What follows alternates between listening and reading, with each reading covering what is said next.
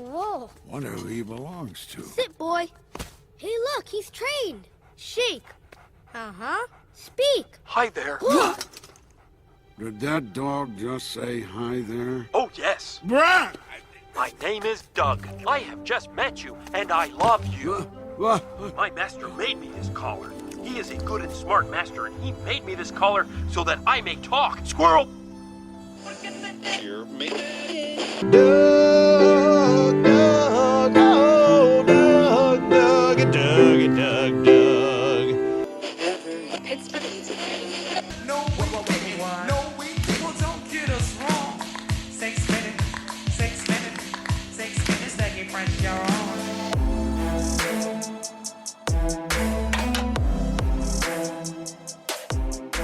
All right, everybody, welcome back to another week of Muskies on Tap. Welcome to episode 109. It is now mid-June, and it is still cold. We will get into some more stuff about the bite, but we got a lot more bigger and better things. We got a full panel on here tonight, so I'm going to start introducing who we got on the Mott podcast here. Let's start with none other than my brother, Max. Max, how you doing? I am doing swell. Good to see everybody's face here on the pod this evening. Weekend was good. Did fish in the Minnesota or the Minneapolis Metro Muskie tournament on Saturday. Got my teeth absolutely kicked in all day on Saturday. So yeah, it was it was a long day out there. We got hit with a pretty gnarly cold front here in the cities on Friday and Saturday. So we just had some pretty stiff northeast winds kind of rolling in all weekend. And yeah, had a couple opportunities and unfortunately just couldn't get it done. But had a great time. Fished with my buddy Ryan Holler. So shout out to him for lugging me around all over the lake. We fished a lot of different areas on Tonka. I was texting with you. You went from east to west to north to south, and yeah, we were searching. Bait boat floor was covered in baits. We were fishing Good. all over the map. So it was a fun day. Learned a bunch, but unfortunately just couldn't seal the deal. Had a couple close calls, but yeah. Without further ado, though, we should bring in our other co-host here, Mr. Brian Eckel. I don't think he was on the water this weekend, but I do think he played in a local municipal golf tournament here. So curious to see how that went back in the back in the tournament, the pressure cooker at tournament golf. Yep. How'd it go? Yeah. First return to tournament golf. It's been like, I don't know, 7, 8 years probably. Felt good. Get the competitive juices flowing again. No first tee jitters really. Got paired up with a bunch of buddies on day one. So Did you have jitters at all? Like from the night before? You mentioned you were rocking a little bit of a hangover on day not one. jitters, just shaky hands, absolutely zero tempo for a few holes. And then we settled in and did pretty well. Took third against, city tournament, bunch of former pros out there. So it felt good to compete with them. And yeah, we'll see. Might dabble in another one later this summer. Kind of fun to get back into competitive nature. Nice. Congrats, man. That's awesome. Thanks. Yeah. congrats. Fun. Jack, awesome. our Yeah, former co-host, I think third time maybe for Big B's Jack on the line here. Jack, sounds like you also hit the links this weekend. What were you up to? Yep. Thanks for having me on. I just went out with fiance's dad and future brother-in-law today. Showed him what's up. I'm no good, but I honestly probably played the best round, and now I got time because after my Northern Wisconsin opener fishing, I am officially retired. So I got time to golf and do all that stuff. So That's nice. Retire while you're young. Full life. exactly. Got a lot of time to learn how to play golf now that I don't have to worry about fishing. That's awesome. Jack, do you want to introduce our special guest on tonight? Oh, man. Ladies and gentlemen, the moment you have been waiting for, it is Doug Wegner. He is on the Mott pod, guys. This is very exciting for me. I fish with Gus a lot. I fish with Doug a lot. I don't know who's better. I don't know. It's close. We're not gonna rank them. I can't pick a favorite, but if I had to, I don't know. But yeah, guys. Oh, wow. Doug, how are you doing? Great boys. I'm actually honored. I was honestly I don't know, like you guys are 109 episodes in and I had talked to Gus, I think, at the Minnesota show this year, and I'm like, hey man, like you ever want to do a podcast? Like let me know. I was thinking about muskies and I don't know. I mean, kind of felt like I was shunned, like maybe because I don't fish for the green ones very much anymore. I just wasn't allowed to be a part of it. But Can I respond to that real yeah, quick? This absolutely. makes you feel any better at all. So I think this is back in like maybe June of last year. We're like, we should try to get Doug Wegner on the podcast. So we texted Jack and we were like, hey, do you think Doug would ever come on our podcast? And Jack was like, probably not, I don't know at the time. Just like giving us shit, not because you wouldn't actually come on, but just like kind of, shit talking us. We're like, well, we should reach out to him. And then Gus was like, well, we'll just wait till the season gets done. And then I think I saw you go on another show, and we're like, well, we'll give him a few weeks. We're like, we'd love to have him on. We'll give him a few weeks. We should wait for like a couple more weeks to reach out. And then it just like we kept pushing the ball down the road. So it was definitely on us. But I will say we have been talking about trying to get you on. We just didn't actually ask. So it was an us problem, not a you problem. But it has been in negotiations internally since last like June. Yeah, No, Doug. I blame Jack then. Okay. Well, Yeah. they did ask me to talk to you about it about 2 weeks before he went to Woods last year. And I think we talked about it a little on the boat, but I was like, I'm not going to do this guy like their work for them. Like, I'm not going to say like, hey, like you need to do this. But I think we talked about it a little bit. You mentioned that you said, yeah, I'd love to do it. We got back and I told him like, yeah, Doug's down. Just send him a message. And I don't know. These guys just decided Got a you little weren't worth scared it. or something. Yeah. Yeah, it is what it is. I kind of felt that way though. Like it's kind of funny because it goes in cycles, like a lot of things. But like when I first kind of, I don't know, you could say came on the scene or like started guiding and like people like the whole podcast thing started. Like I did a ton of these, right? Like did them with I guess everyone who was kind of doing them at the time, and then like 3 years of like silence, like nobody, like, the whole world hated me. But now I've done like all of them again in the last 6 months, and then Saw plus that. new ones. Like You've been reborn. so many, right? Like yeah, apparently I've risen again. But I just did one with Lenders like the other day. I didn't want to tell Gus that, but I literally did one with Lenders like a week ago, which is like super good. I did it with Jeremy Smith, and Nice. he Oh, that's freaking awesome. crushed that one. That one's going to be really, really good. There's some really good stuff in there, and I love Jer. I fished with Jer last weekend. We did Mille Lacs opener. So I came over to Minnesota and did opener with Jeremy Smith and my buddy Kyle Tkarsky, and had some fun over there. Caught some elusive Mille Lacs muskies back in the shallows, throwing some top waters, and that was fun. Nice. So yeah, then I had a little like a hummingbird and Minn Kota kind of deal up in Gull Lake this week. So I did some multi-species stuff, kind of a big collab with a bunch of content creators and a bunch of other dudes, and yeah, I'm just whatever, doing a little bit of fishing here in Minnesota, and then I'm going to freaking Canada, baby, for opener. Stoked. When's awesome. Canada opener? Saturday. So Nice. the third Saturday in June, which is the latest it can ever be this year. It's on the 23rd. Last year was the earliest. It was the 15th. So what was Minnesota opener like? We had some buddies that were fishing in it. It seemed pretty tough this year. Like they expected it to be good on Mille Lacs, and it was rough going for some of them. How did you do? Did you, like you said, shallow top water even? Yeah, for sure. No, last year when me and Kyle went, we had a really good trip. Same thing, we got them on blades and top waters. And we just kind of carried that into this season, and our pattern was exactly the same. Like me and Kyle, I think Kyle threw the same bait all 2.5 days. I threw the same two baits. But I mean, there's two different the same top water, but just two different sizes, a bigger one, a smaller one. And I threw that for 2.5 days. Like we Jeez. know we know what works, we know what we wanted to throw, and we just stuck it out. We found some fish. There wasn't nearly as many fish around as last year. I think those 3 days, like 90 degrees or whatever, it was like really warm in May. Yeah. Got a lot of the fish like spawned and a lot of them pushed out.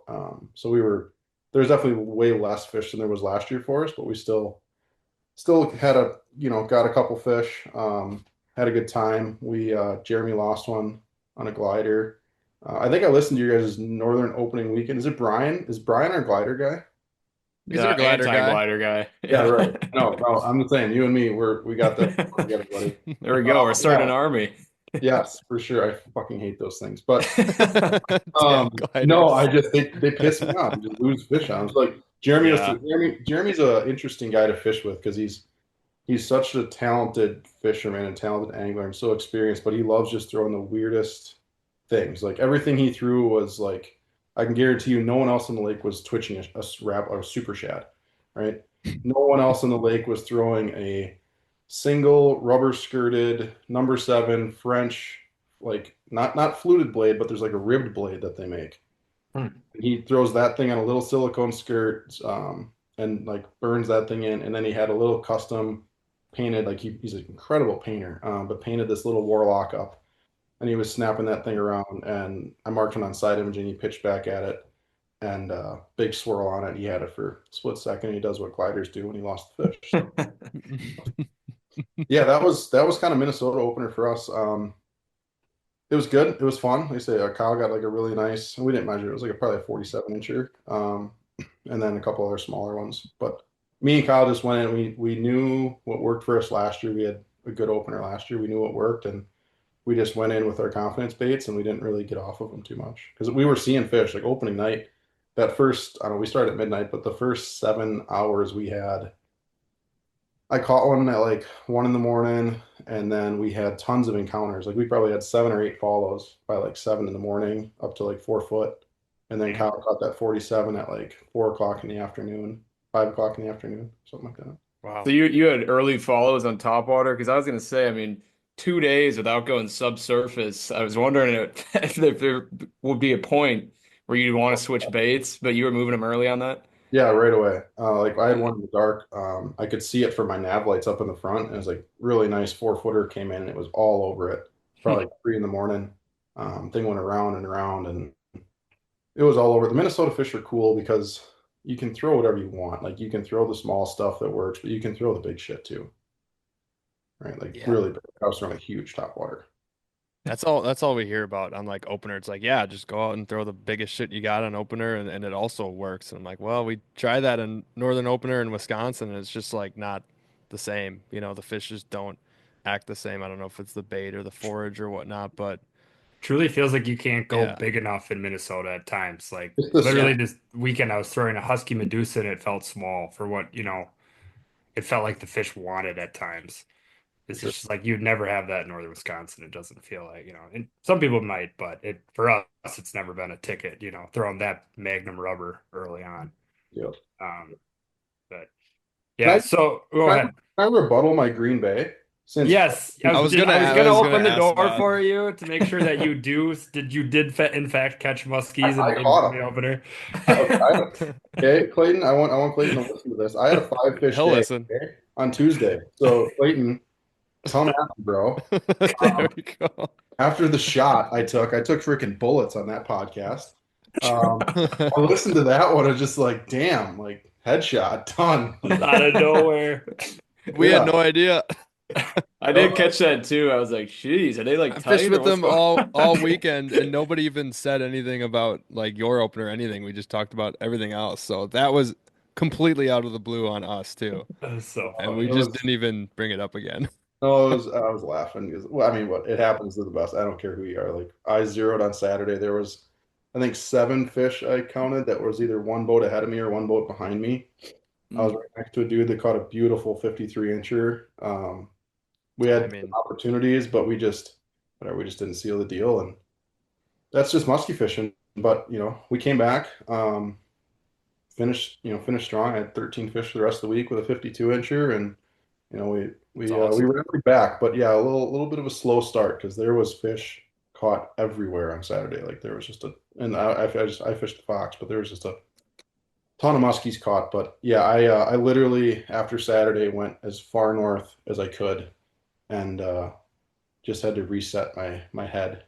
Well, I wanted to ask you about this because you've been doing the Green Bay thing for so long now, but like I'm sure at this point you're used to it. But like when early on when you were kind of starting would it ever kind of rattle you at all when you'd see people around you catching fish Yeah. and just like, because I think it would drive me insane. I've never done the Green Bay thing, but I think it would drive me nuts. Yeah, it's a really interesting place to fish, and it's really struggling and trying, but it makes you a really like a truly mentally strong angler, I would say, because like you just have to get over it. And like people catching fish is a good thing. You just have to, like I kept telling my guys, like my guys were kind of, they were excited the first couple they saw, but then after that, like because we had 7 fish, right? One boat in front of us or behind us. We saw another dozen or 15 fish that got caught. And these guys, the first couple they're like, oh, that's awesome. And then they're like, that boat's got another one. Oh, that boat over there. It's like, dude, they're biting. Like we should be happy. We're excited to keep Mm-hmm. casting. Like keep your freaking head up. We're one cast away from anything happening, right? But Right. it makes you you look at it in a different perspective. You can only control what you have in front of you. You can't control what's going on. It's not. You got to remember, it's not you against. Even in tournament, I mean, I don't do tournaments, but even in tournament fishing, it's not you against the other anglers. It's you against the fish. And like you can't be upset with what other anglers are doing or what other people are doing. If you're not being successful, it's not anybody else's. It's you against the fish. And you just have to control what you can. I just tell my guys, put your blinders on, focus on what you're doing.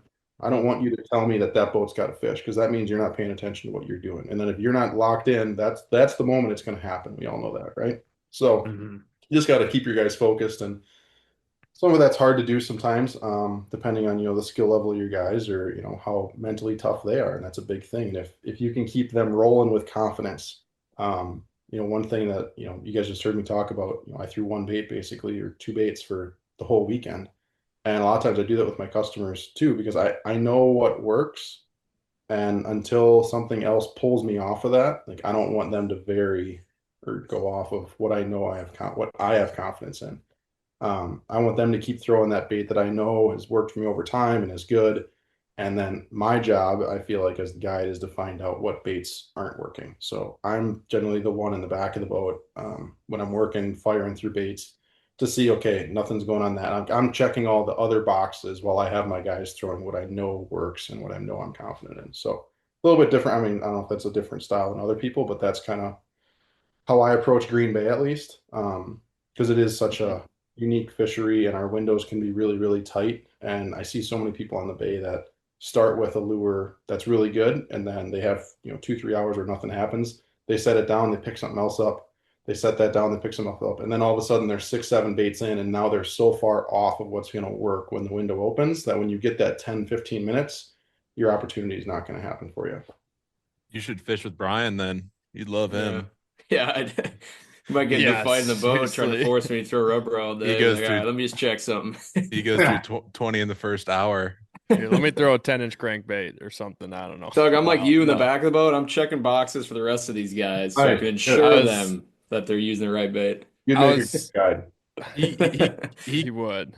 on opener, I think Brian caught a fish and within 15 minutes he switched off of it Love that. because he was tired of it. That bite window was gone. They're on to the next He thing. knew it. He was already on top of the bite. I mean, the kid just has a sixth sense or something like that. Yeah. No, Doug, I was gonna completely agree. I do the same thing. Clients are up in the front. They're rolling with what works, what I got confidence in, like what the bite should be, whether it was the day before or the weather, that dictates it. And then I'm in the back rotating baits semi constantly.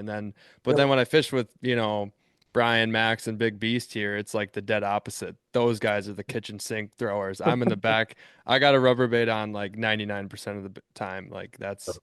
that's what's gonna happen. Or I rotate like 3 baits for 3 straight days and just cycle those three I know are gonna work. But I know you mentioned you don't do tournaments and whatnot, but I was gonna kind of bring this up. Yeah. I'm sure you're a big believer in timing then on the spot if you're talking about Green Bay and like when these fish are getting caught. Um, is there anything that you do to help that timing, or is it just kind of that is a point of luck of getting some fish on Green Bay? I know like the few times I've been out there, you side image a lot. Like, do you just stick and stay, or I know you don't want to move too much, but what's Yeah, I kind of the mean, deal you like to do there?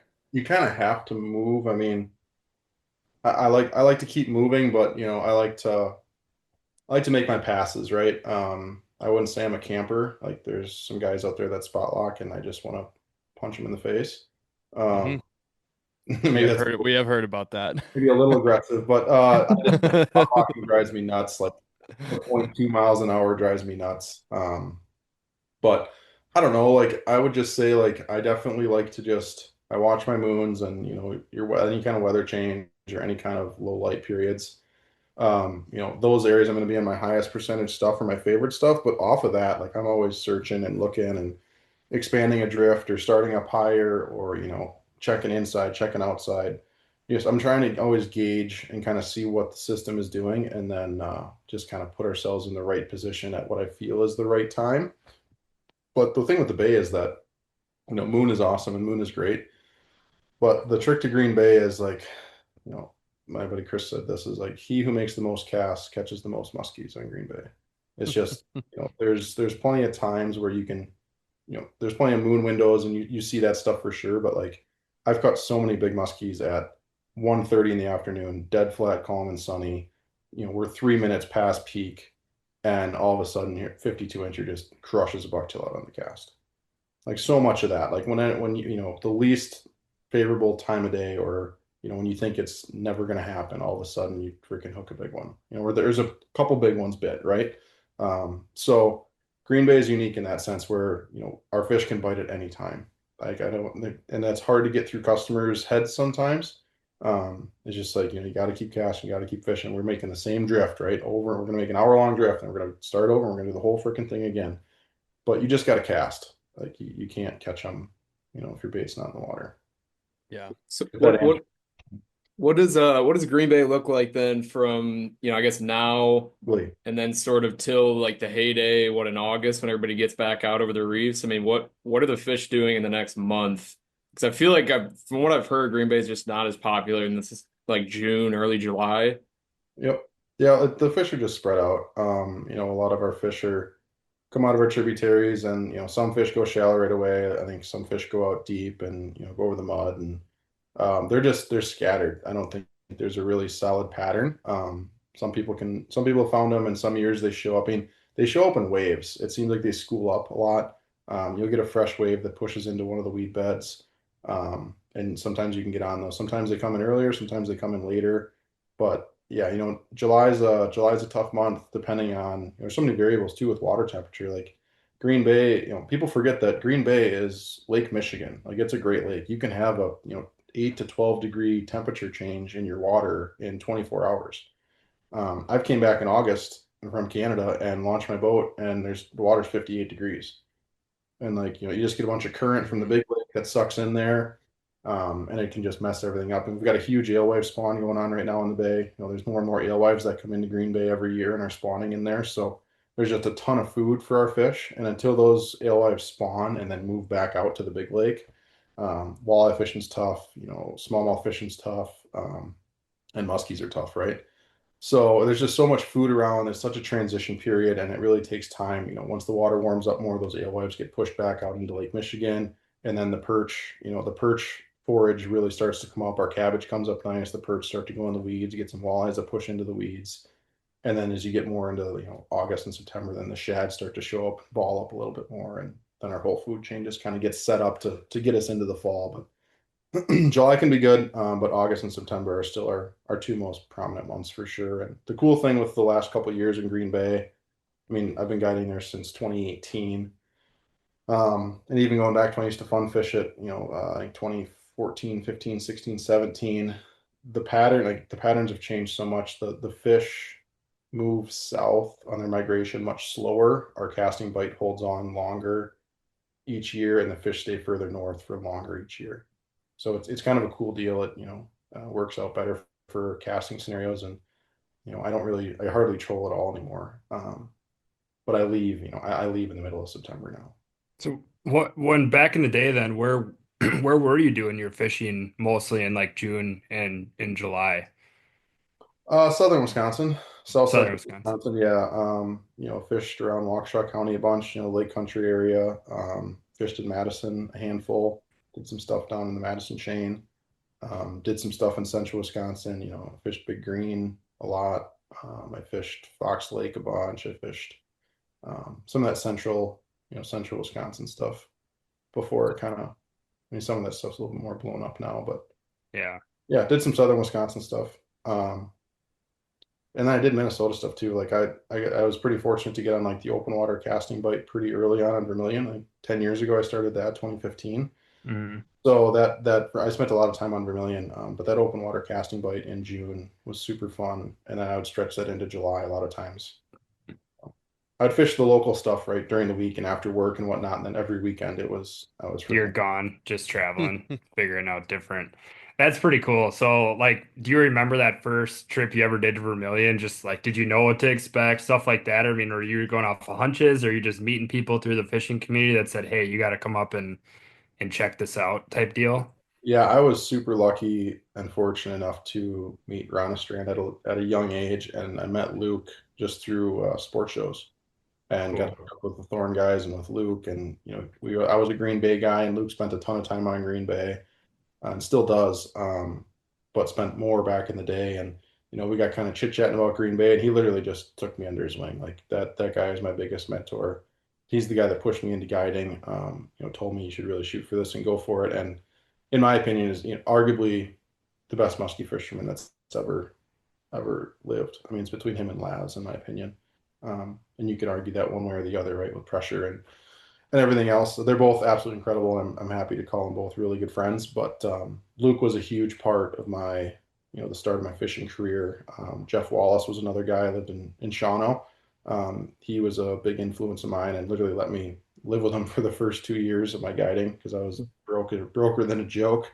But there's a lot of guys. I mean, and then you go back to the Booker thing, and Joe was a big part of my upcoming as well. But the one Luke told me about the minute, like the Vermilion open water bite, I was stoked about it, and we went up and we did some trolling or whatnot after dark, but we just cast it, and it was so cool. I loved it. I loved every bit of it. Just throwing big rubber out in the middle of the lake and catching muskies. It was super super fun. But yeah, Luke was a big deal. He tuned me into that, and a lot of the things that I've learned in muskies have kind of come from just a little tidbit of conversations from Luke and expanding on that and just hearing him talk about so many things. I mean, that guy is incredible. And honestly, like in the muskie fishing industry, everything that is really forward thinking and is like where the best things that kind of come into muskie fishing or the trends that come into muskie fishing start in Lake Vermilion. That's where 90% of that stuff comes from. Whether good or bad, that's where things start. It's Vermilion.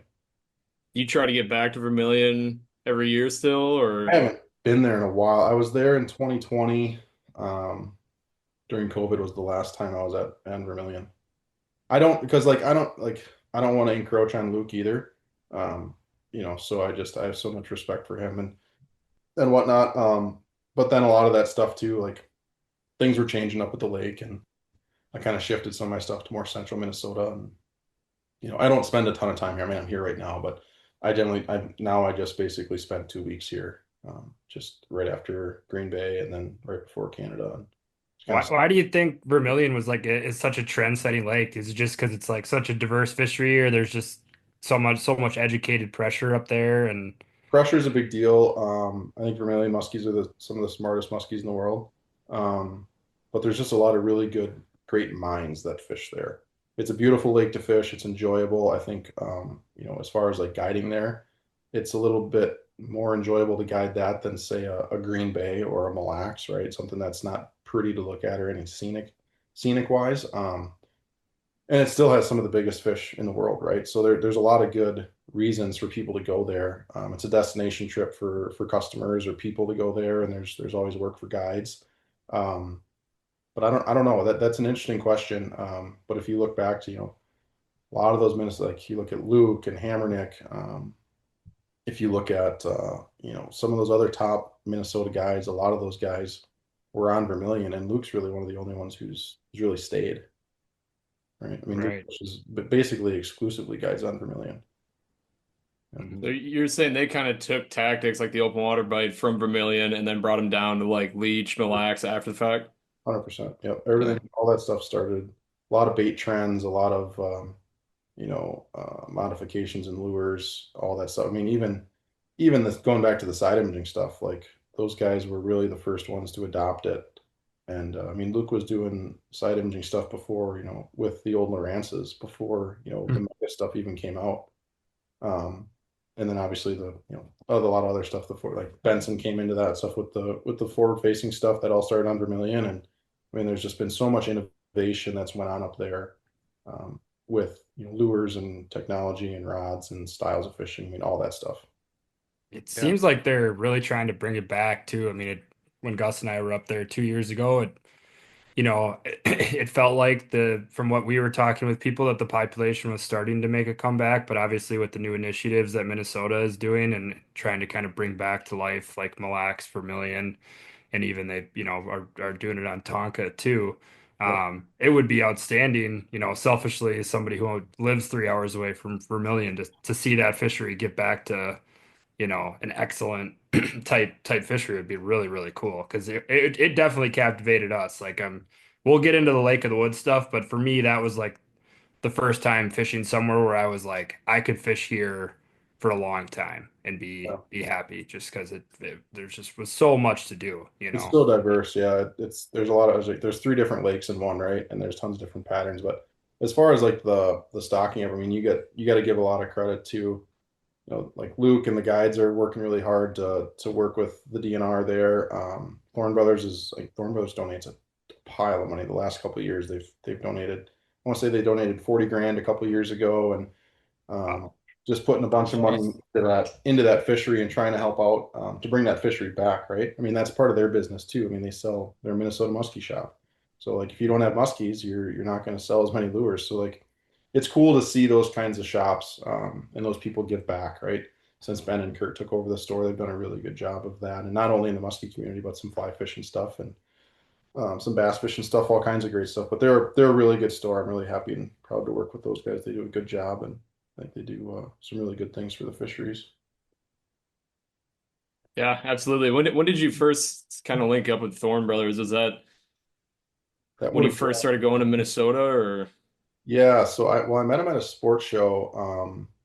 I was actually working a bait booth for a different company, and we were selling baits out of Thorn Brothers at the show. And then that's where I met Luke, and then, everybody, Kurt, all those guys met those guys, and, basically we sold baits out of the store or the booth for the weekend.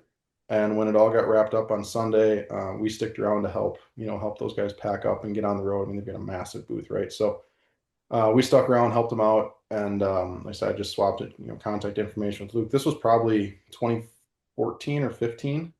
Probably 11. It was probably 14. It's probably 11 years ago.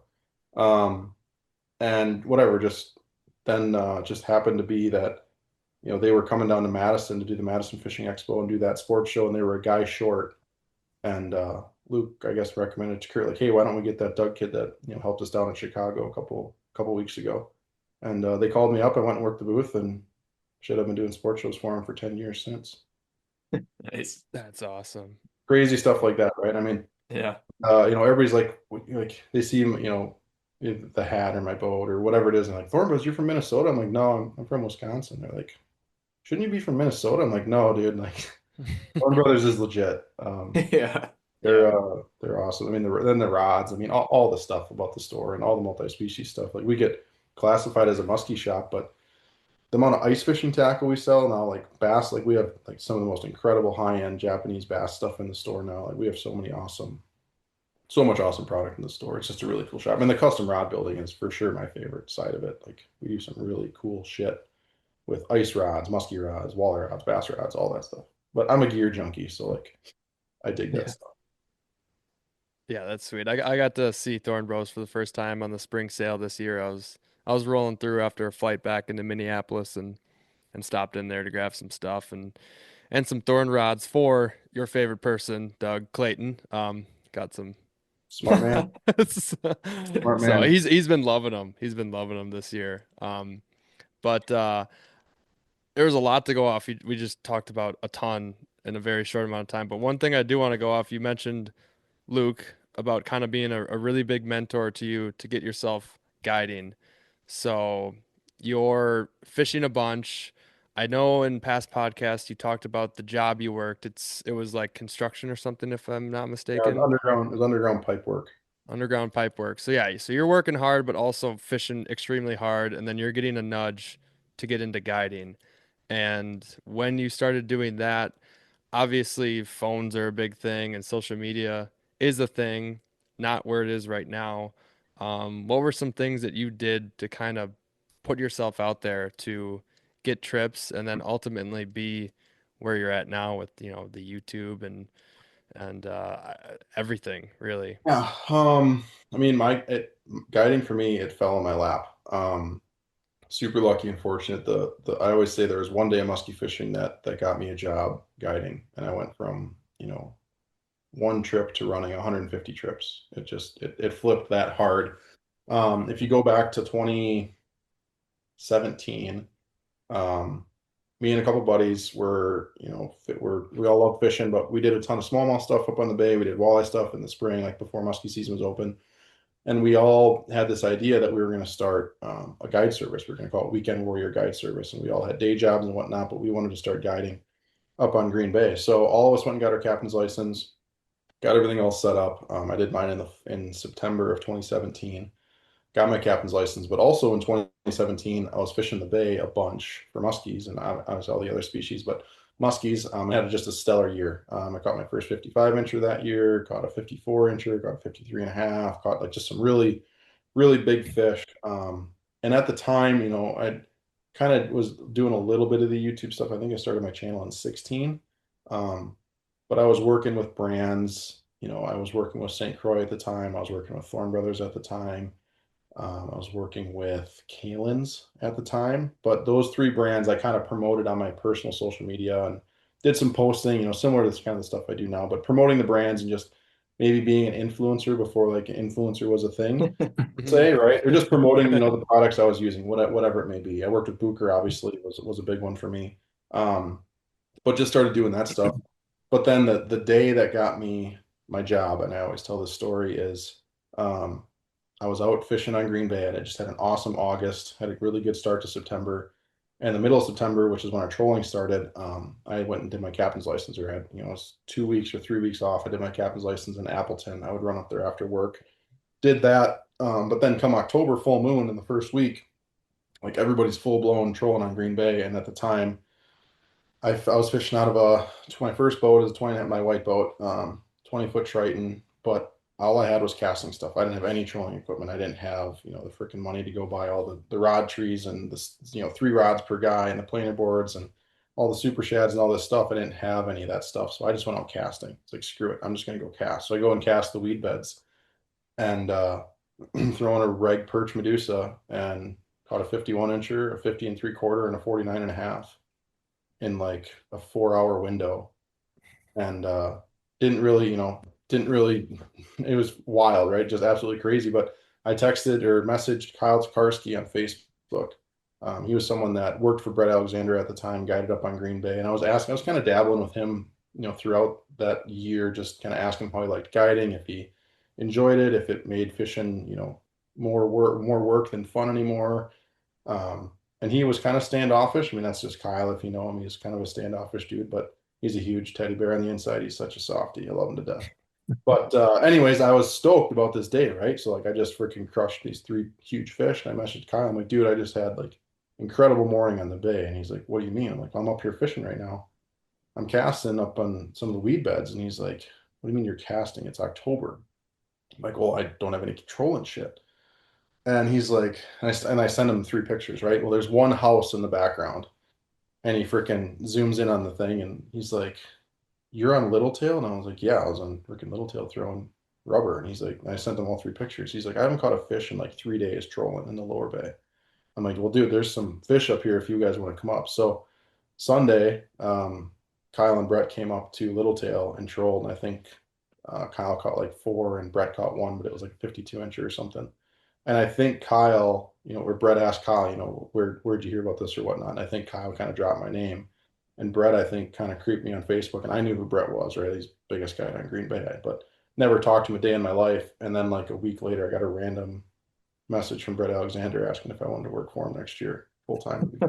That's pretty sweet. So like wow. that one day, literally. Yeah. That's just one fishing. So that was like that was a totally new bite pattern. Like nobody was doing that at the time, or what? It's so rare that they slide back in, especially that late in the season. 99% of the fish should have been out in the sand flats, should have been where those guys were fishing, should have been where they were. And the one thing that was really interesting about that day is the current was absolutely ripping.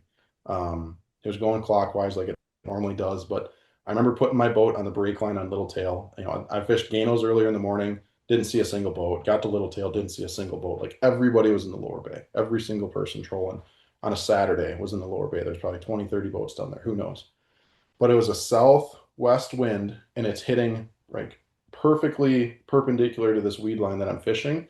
And I set my boat up on the edge of the weed bed and I never touched my trolling motor. The current literally paralleled me to the weed line and just pushed my boat down the edge, right? Even though the side of my boat was getting hit with 2-foot waves from the wind, the current was 90 degrees against the wind and just pushed me down the brake line, right? Jeez. The wind should have pushed me into the cabbage bed, right? But because there's so much current, it just pushed my boat down the edge. And on Little Tail, like 2/3 of the way down, there's a little hump and a little bump out, and all the fish were on the same freaking waypoint, right behind that bump, out of the current, sitting in a little eddy. And I can almost guarantee you all those fish that I caught were within a 20-yard circle.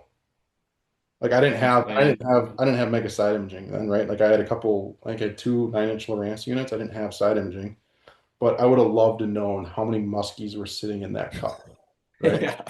Like, was there 2? Was there the 3 that I caught, or was there 30? Right? Like, Yeah.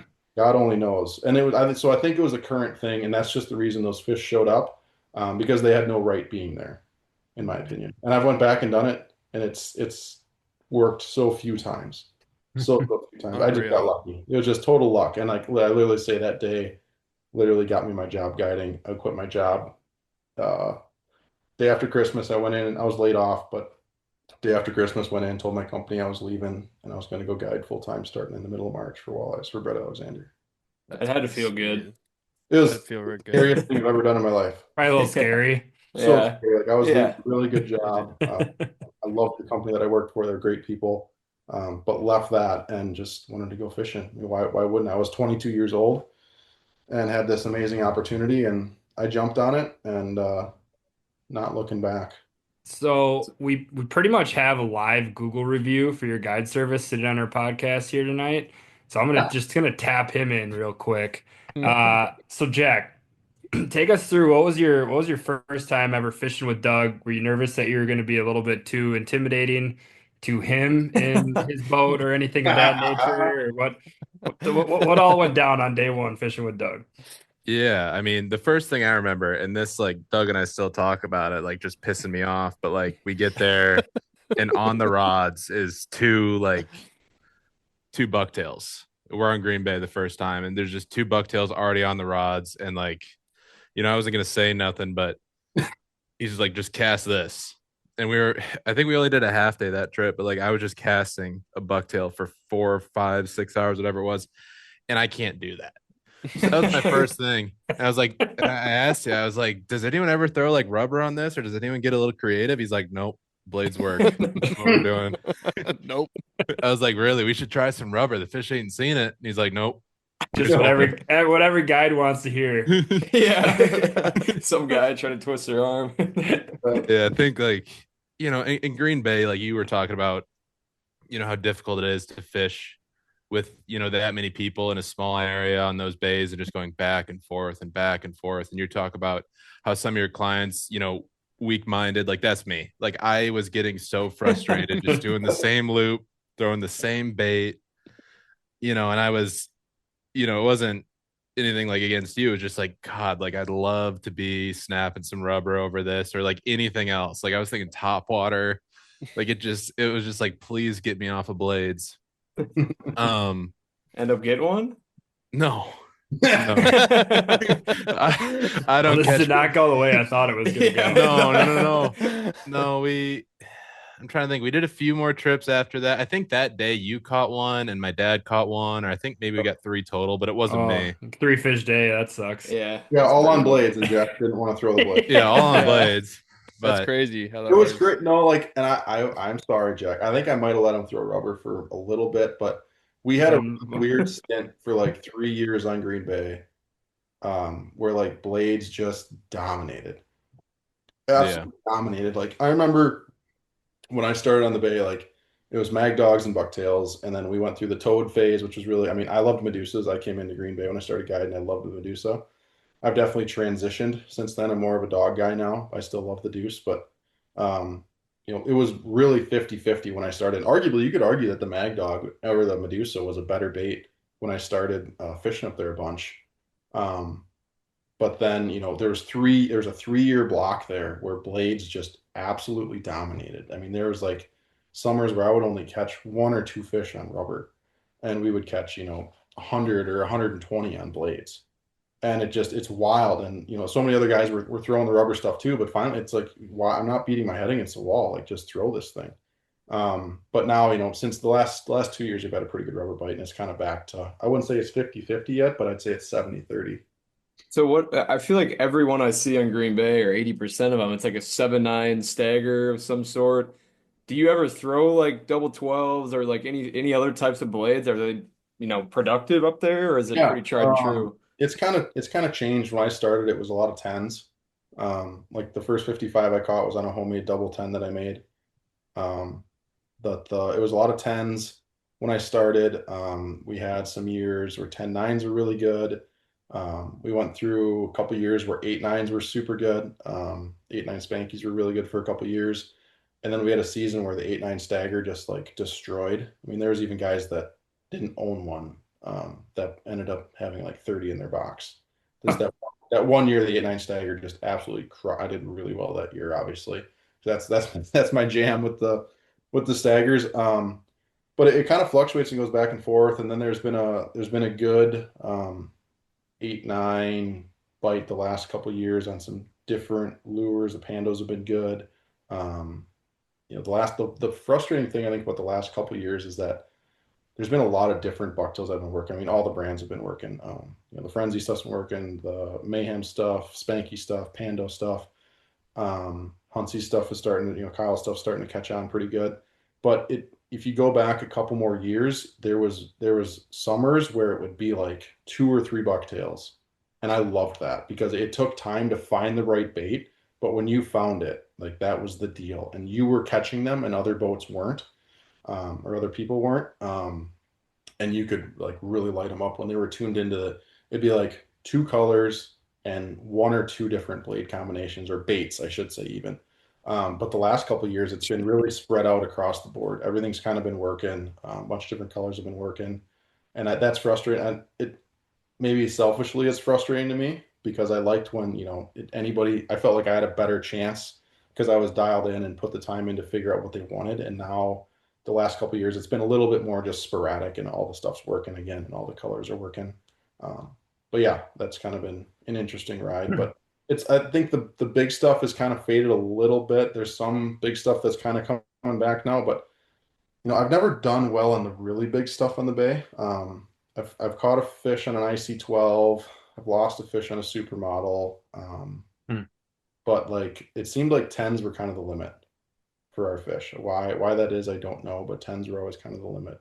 It felt like It for me. seems Yeah. odd because they talk about the super shad being the best trolling bait out there in Green Bay, and what's that, 7, 6 inches, Yeah, 6.5. Maybe whatever. 5.5. It's Yeah. tiny. I mean, and it seems like there's almost a limit there on trolling crankbaits, Yep. kinda, Yep. in a Oh, for sense. sure. No, it definitely trends small, but It they're still eating, doesn't make sense to me. you're eating Yeah. shad when they're out there, right? So their forage base is Um, much smaller. I You're forget that. watching the size of the forage that those fish are eating at the time versus when they're in the weed beds, they're eating perch. I mean, we get perch up to 15, 16 inches on the Bay. There's some walleyes that filter into the weeds, right? So there you're able to throw a little bit bigger lures when their forage is Okay. bigger. But then when they move out into the sand flats, their forage gets to be smaller. All right, I'm gonna give Jack another chance here. So Jack, maybe talk about the time when you were with Doug that you caught your first 50-inch muskie up on Lake of the Woods. A little happier story to.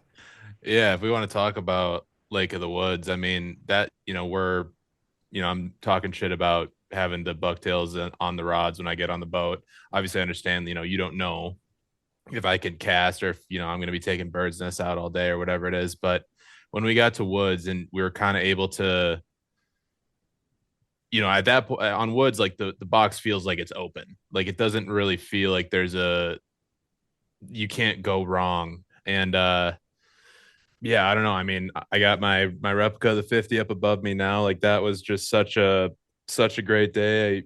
We were working tubes and yeah, I mean, woods is just such a special place. My dad caught a 52 and a half, I think, 45 minutes after I caught my first 50. Like he caught it on blades. I caught it on a tube. Like it was just, woods is just such a special place. And it's just so different than Green Bay. Cause we're talking about, scenic and how scenic woods is and how Green Bay is, you're out there 50 yards from 20 of your closest friends on the water every day going back and forth. Like woods is just such an exciting place to be, and obviously to have a trip where I catch something, that was my goal. It was a 50 is the goal. Obviously now I got to get double nickel and then world record is the other two things, but very modest.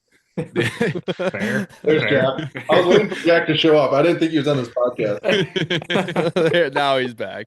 Now, Jack, here, let's another chance to just kind of keep the ball rolling now that you're on the mic. But so you're 50, you're working a tube. How are you working it? Who taught you?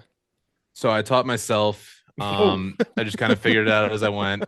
And really there was Were you working the boat too or what? I should have been.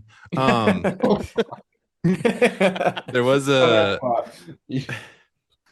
something that Doug and I talked about is, when someone had a follow in, this was before I caught it, but when someone has a follow in, they see the fish go and it disappears. Like, if I'm in the front of the boat and Doug has a follow in the back, he's, drop the tube and start jigging it. And so, I started doing that early in the day and I caught one that someone had follow in and I started jigging just at my feet and the fish went after me. I think those, low mid 40s something. But so then I started taking that into how I was fishing just in general. Like when I would get the bait in close, if I didn't see anything, I'd drop it just, until I couldn't see it anymore. And I'd just give it let it hang there for a few seconds. And then I'd just pop it up real high, real fast, let it go back down. And just, so I started doing that. And at the spot we were at, as the bait was coming in, I didn't see anything. I don't really figure eight or watch my bait at all. So I have no idea if I could have seen him. Yeah, it's pointless. There's no point. But I just dropped the bait kind of at my feet. And as soon as I started to pull up a little bit, I just felt it and I set, and the hook set kind of brought the fish into my view. And, I got down to my real low squat crouch that I do. And I started to panic and eventually got it in the net and it was pretty cool. That was a 50 then, like vertical jig and boat side? Well, I would cast it out and as the tube would come in, I'd let it sit or hang until I couldn't see it. Yeah. It wasn't truly vertical. So it was like, what Jack was doing is like he'd work the tube in and then he would get it. Cause like it's shallow rocks and you get snagged a ton. I mean, when you're gonna throw rubber on woods, it's just part of it. But like I think he got the tube to the point where like it was maybe like 10, 15 feet away from the boat, and like that last rip he could see it, and then he gave it just a long pause. Yeah, you let it glide beneath your feet. His figure eight. Like he gave it a big rip and then just let it coast, like coming towards him. And then like as he went up to make that up rip to get into what would be his figure eight if he did figure eights. That's where it bit, right? Like Thank God. Thank God that's where Thank God, otherwise it's coming out of the water. So what was Jack pretty fired up in the boat? I mean, normally he's pretty cool, calm, and collected, but I'm sure he was pretty excited. Jack's just the coolest cat I know, but yeah, he was freaking out a little bit. His dad was freaking out even more. Yeah, I swallowed my tongue and my dad couldn't stop yelling. Dude, he was Ric Flairing that motherfucker all the way across. You could have heard, like there was people in Kenora that heard Scott. I mean, we were Ric Flairing, baby. He was so funny. That's awesome. It was amazing, and it was just one of the coolest days. And like I love fishing with both Jack and his dad, and I get to fish with Scott a lot more than I get to fish with Jack. I'm making Jack come fishing more this year. I'm not Yeah. letting him get away with Sending it. me out to Green Bay again. No, we're gonna get you back up north. I just need you to I need to get this marriage thing over with. Your wedding Yeah. Yeah, There you that's true. go. We were talking about that because my dad's like, hey, Doug's available, I think 4 days after you get married. You want to go? I'm like, I don't know if that's the best plan for me. It's a great Yeah, perfect. Good early test. Yeah. That's a wedding present to you from you. Yeah.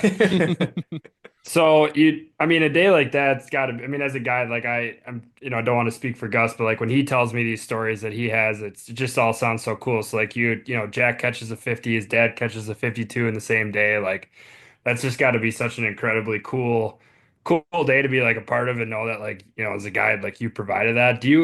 Are there any other stories that come to mind, like top of mind of just like really cool days you've had with clients where you've just some things that happen where you're just like, I can't believe that just went down.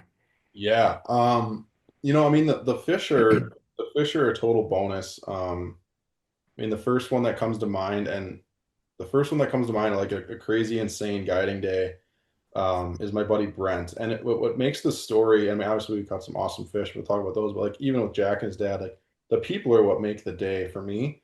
Like just the camaraderie and like we're all buddies and Jack just I'm dying in the back. Like I didn't really like Jack the first like 2 days I fished with him. I wasn't a big Jack fan. So I didn't get his sense of humor. Like this dude is the driest human I've ever met in my, and I'm not smart, so like I don't catch on to dry humor that quick.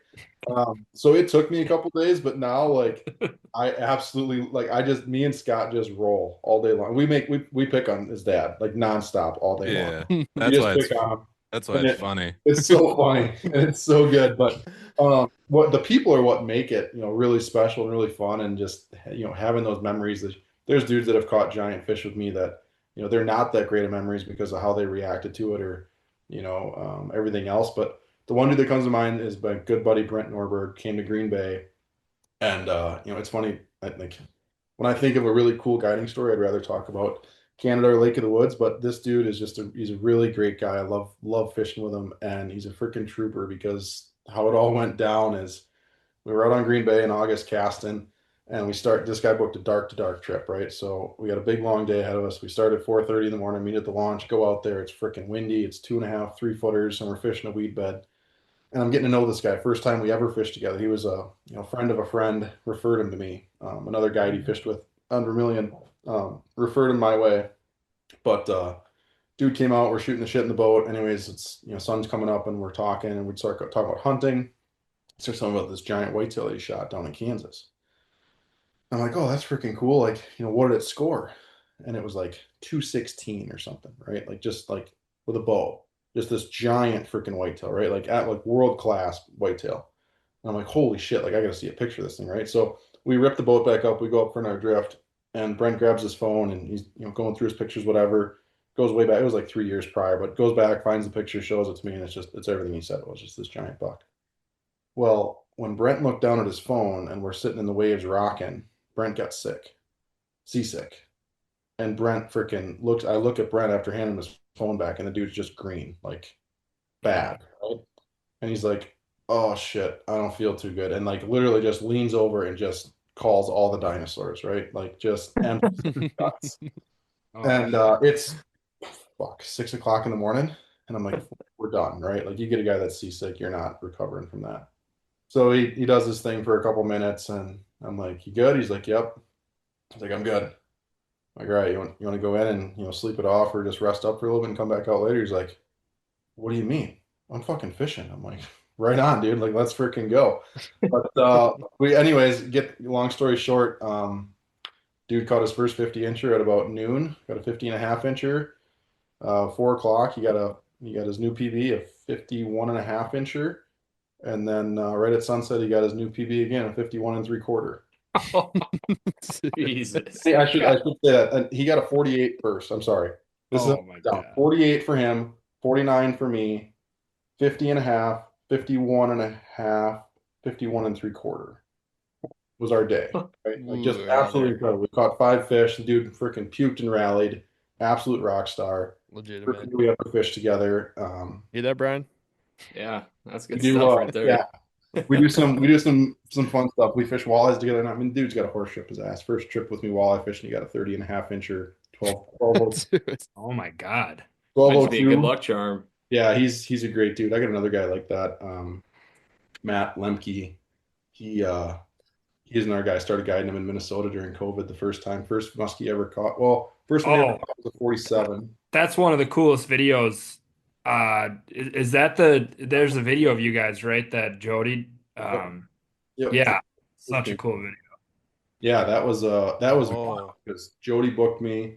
Yeah, I think the video's called the Double Nickel. Jody booked me for the trip, brought his buddy Matt along, and it was funny because whatever Matt's we'll make it a short story. Matt's first fish was on a beaver, about a 47 incher on a weed line, and then right at dark, Matt caught a freaking 55 incher on a bucktail out on the cast in a weed bed. And then, anyways, me and Matt really hit it off. But that dude, I fish with him shit 20 some days a year now. But Wow. he's got a musky horseshoe up his ass. I think for 3 years, Matt caught more 50 inchers with me than non 50 inchers. Jeez. You think about that. So like the dude doesn't catch. I mean, now our numbers have Yeah. fished enough, but like our first 5 or 6 trips, like the dude was like 52 incher, 51 incher, 50 and a half, 52, like 53 and a quarter and a 53 and 3/4 back-to-back mornings. How many at that point? Like, when do you get a replica? So he just got his 55 and he calls her good there. I mean, Yeah, he just has the one, I think. yeah. Smart. But he's a super good dude, and he's another one of my favorite customers. I fish walleyes with Matt. I fish muskies with Matt. We've done stuff all over Lake of the Woods, Green Bay, all that stuff. I haven't seen that video in a while. I should go back and rewatch. I've watched it probably 3 or 4 times, but it's been a bit. I do remember though that like when you slipped the bag underneath it, I think you knew how big it was, but like no one else in the boat really totally knew it, and you're just like, dude, you got a super giant fish. And like it was pitch black, right? It was like Yeah. at dark, and That was yeah. about an hour after sunset. Yeah, those he didn't really know, and Matt hadn't caught anything like that before, right? Yeah. But yeah, it was a ridiculous fish. The kid that filmed it, oh my God, why can't I remember his name? Great, the kid that filmed it was awesome. That's really bad. I'm horrible with names, but he was really good. It's a really well produced video. It's awesome. It's beautiful. But Matt, it's funny because Matt's like the cool guy in the video, right? Like he was really camera shy, but dude rolls up in a BMW and he's got the swag and he's got the hair. And the dude, he's just a fucking stud. I love him. But he's really calm and quiet and reserved. But he's opened up now in his days a little bit more. But I love fishing with that guy. So like even memories like that too. Like it's not only the fish. I mean, even some of the biggest fish I've ever had in my boat, they don't pop up as the memory. It's not so much about the fish for me. It's about just the people I get to share it with. And How did you meet up with Jody? Do you guys still film together at all? well, we haven't filmed in a couple of years. Jody just reached out to me randomly. We were supposed to fish Lake of the Woods together during COVID, and then that got canceled. So that's how we ended up in Minnesota. Oh, that's right. Yep. There, and then we did another video up there. I think maybe 3 years later. It's called The Cult. Did that video. It's a good one. I guided those guys for 2 days, and then they did the rest of their trip on their own on Lake of the Woods. But Matt got a 50 and a half in that one too. Freaking guy. Classic.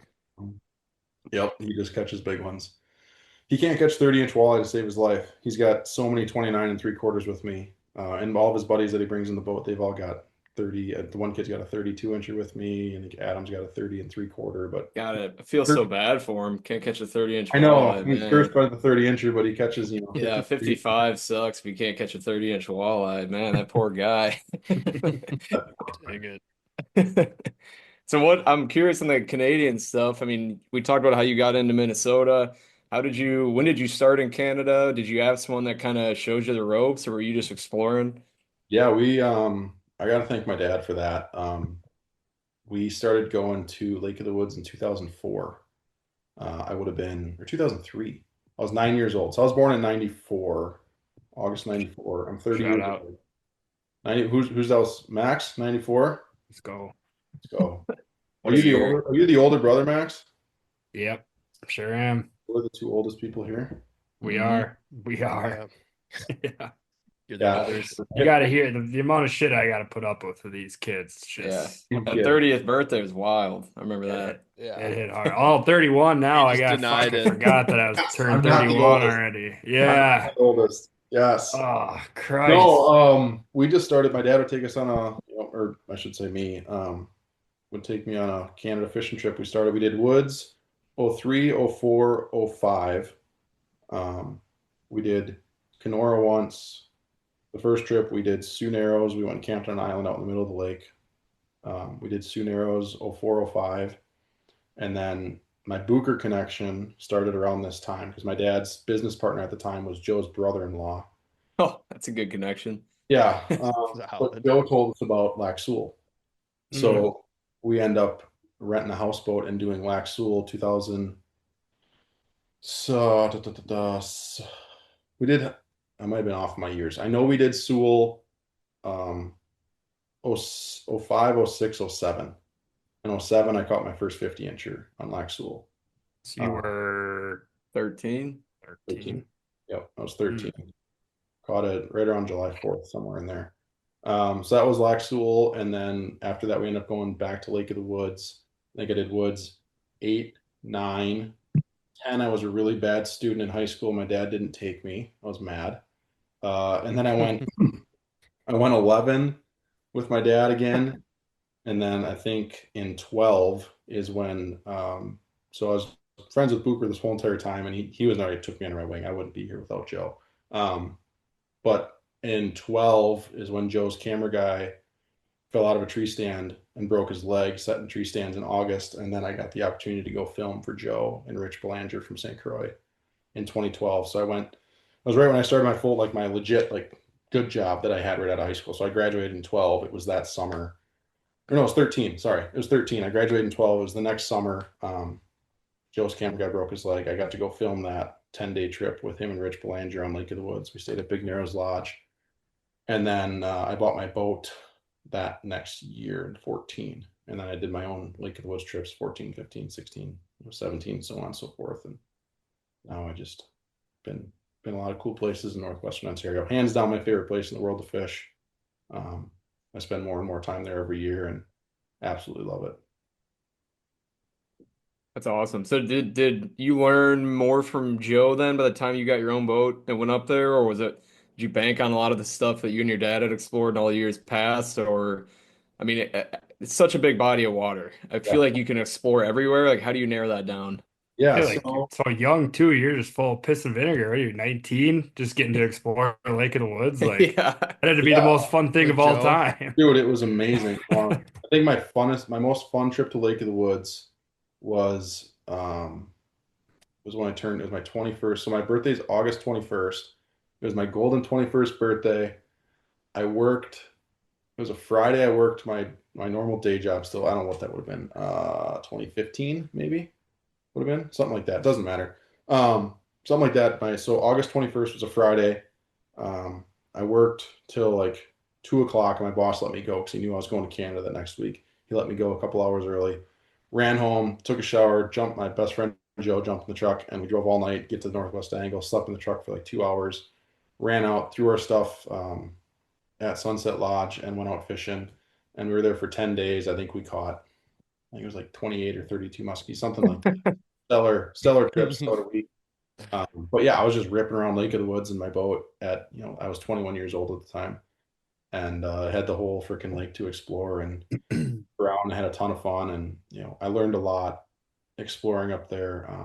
Me and my buddy Forrest did a ton of exploring too. We learned a lot of the lake together. Forrest got to spend a lot more time up there.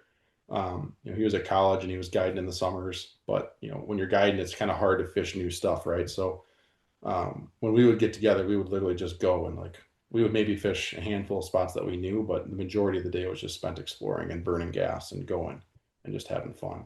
But yeah, just ripping around the lake. I mean, fished a lot of the lake in the last 9 years, I would say. It's still got more to explore. Oh, for sure. There's forever.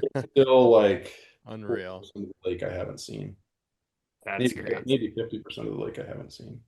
Yeah, you kind of just answered it, but that would have been like my only real fishing question is like these guys, Gus, Brian, Max haven't been to Canada or Lake of the Woods. And, I'm telling them like, you get out there for the first time and, if you take your own boat, it's you three, whatever it is, you're going to look at every single spot, every shoreline, every rock hump, and you're going to be like, this would be like the A1 best spot on all the lakes that we fish back here, like, or in northern Wisconsin. Like, it all looks so good. How do you narrow that down? And it sounds like it was just years and years of exploration and all that stuff. But, I keep Gus is like, maybe I tow my boat up there or something. I'm like, dude, it's so overwhelming. Like there's just so much stuff that looks so good. Oh, you gotta go. You gotta go. Don't let that stop you. I mean, everything looks good, but that's because a lot of it is good. There's definitely some stuff you can narrow down. We talk a lot about that kind of stuff on our membership page. But the one thing that I would, because there is so much, but the one thing I preach to people is fish the A+ looking stuff. Don't settle for B spots. Fish your A spots is a big deal for me. Because there's so many of them. There's hundreds, thousands of A spots, right? Where you have all the factors, everything's going into it. Don't fish a spot that's lacking a factor that could make it really good. Don't settle for that. You're already going there. The biggest the biggest gripe I have with people when they go to Lake of the Woods is they're worried about how much gas they burn, right?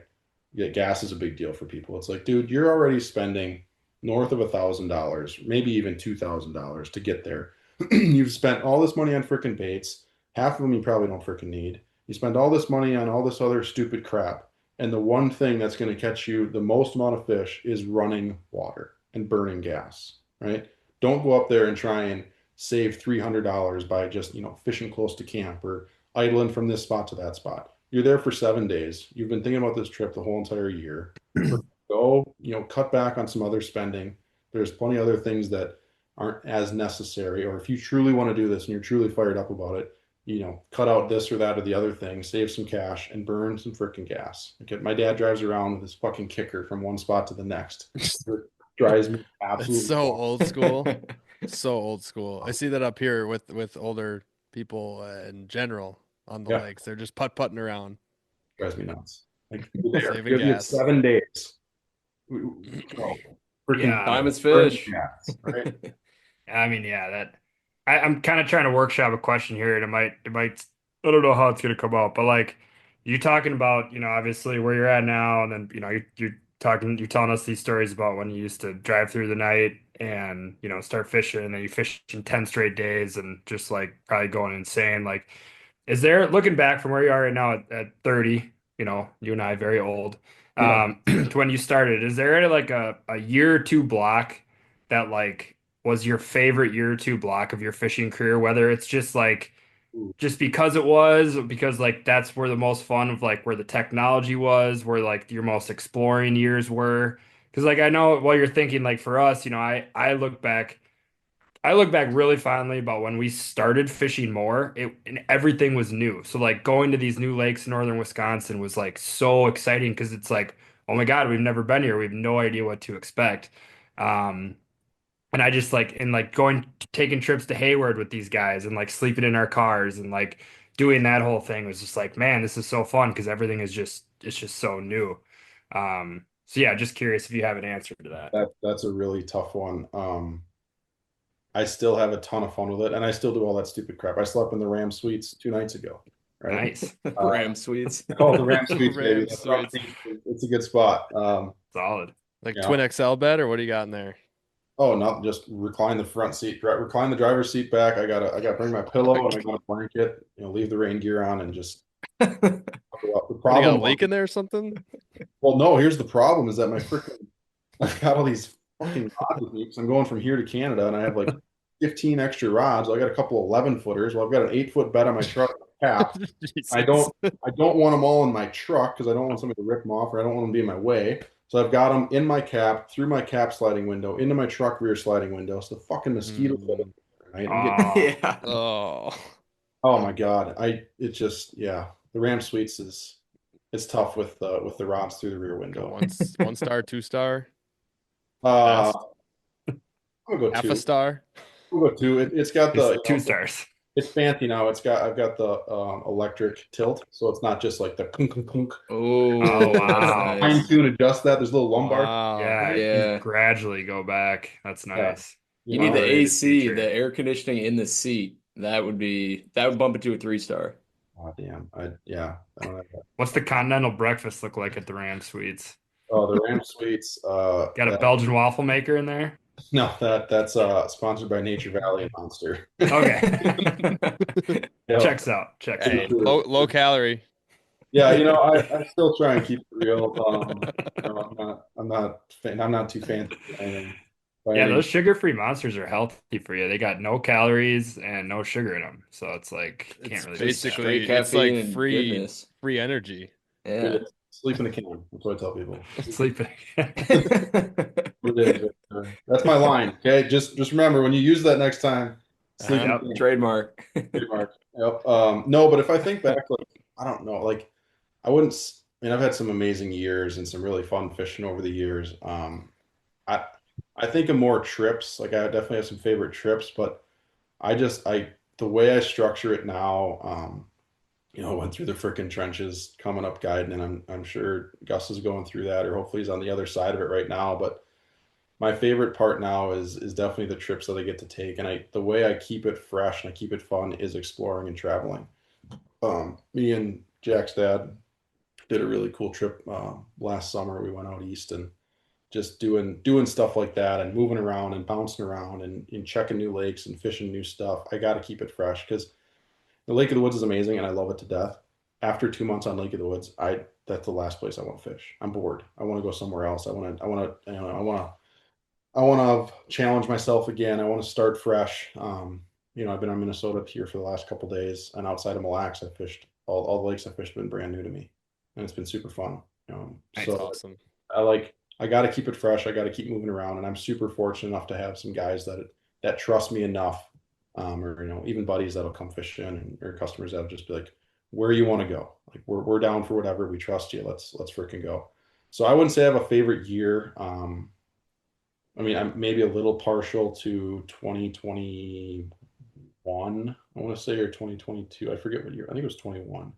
21 was cool. I had a ridiculous year on 50 inchers.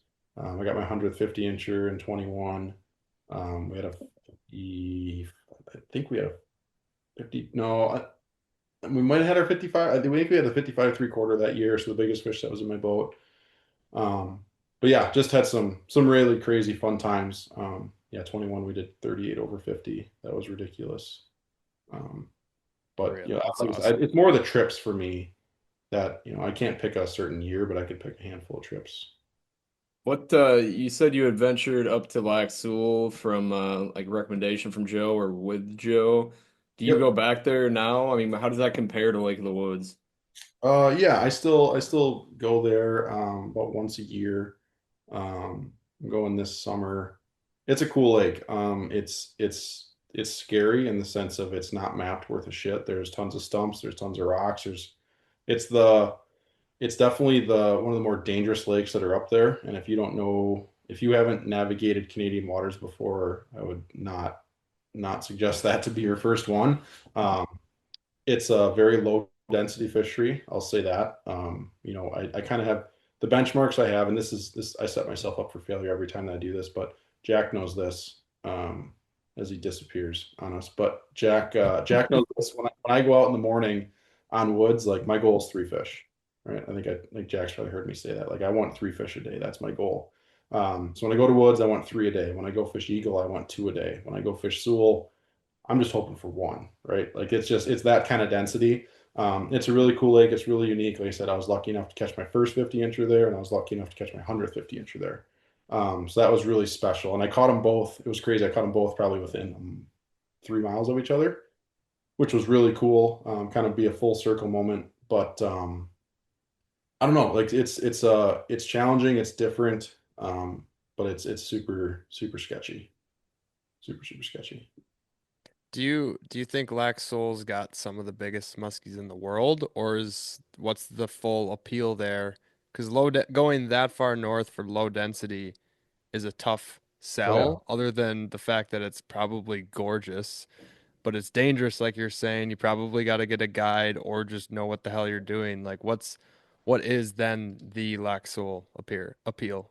So the hard, like you said, the hardest part about Laxul is you have to drive by every other amazing musky fishery to get there, right? You drive past Woods, you drive past like basically past Cedar, you drive past Eagle, you drive past Wabagoon, you drive past all these amazing world-class musky fisheries to go and try and catch, a couple fish, right? Like the first year me and my dad went there, we caught one muskie. My dad caught a 51 incher, right? Hmm. The second, that was in 2005. 2006, we went there. We caught four muskies, right? Nothing over 46. And then the third year, we caught one muskie. I caught my 51 incher, right? Hmm. And now, I mean, I wasn't nearly the angler or fisherman that I am today, but it's tough. The appeal of it, it's honestly not that, it's not that pretty of a lake. It's more swampy. It's a river system. And so it's the English River that was dammed up. So you don't get those beautiful rock walls like Eagle's absolutely gorgeous. Pipestone, I still think is the prettiest lake I've fished in northwestern Ontario. Lake of the Woods' portions of it are really pretty. Some of it's kind of ugly, but honestly, Lac Seul is probably the kind of the ugliest one out of them all.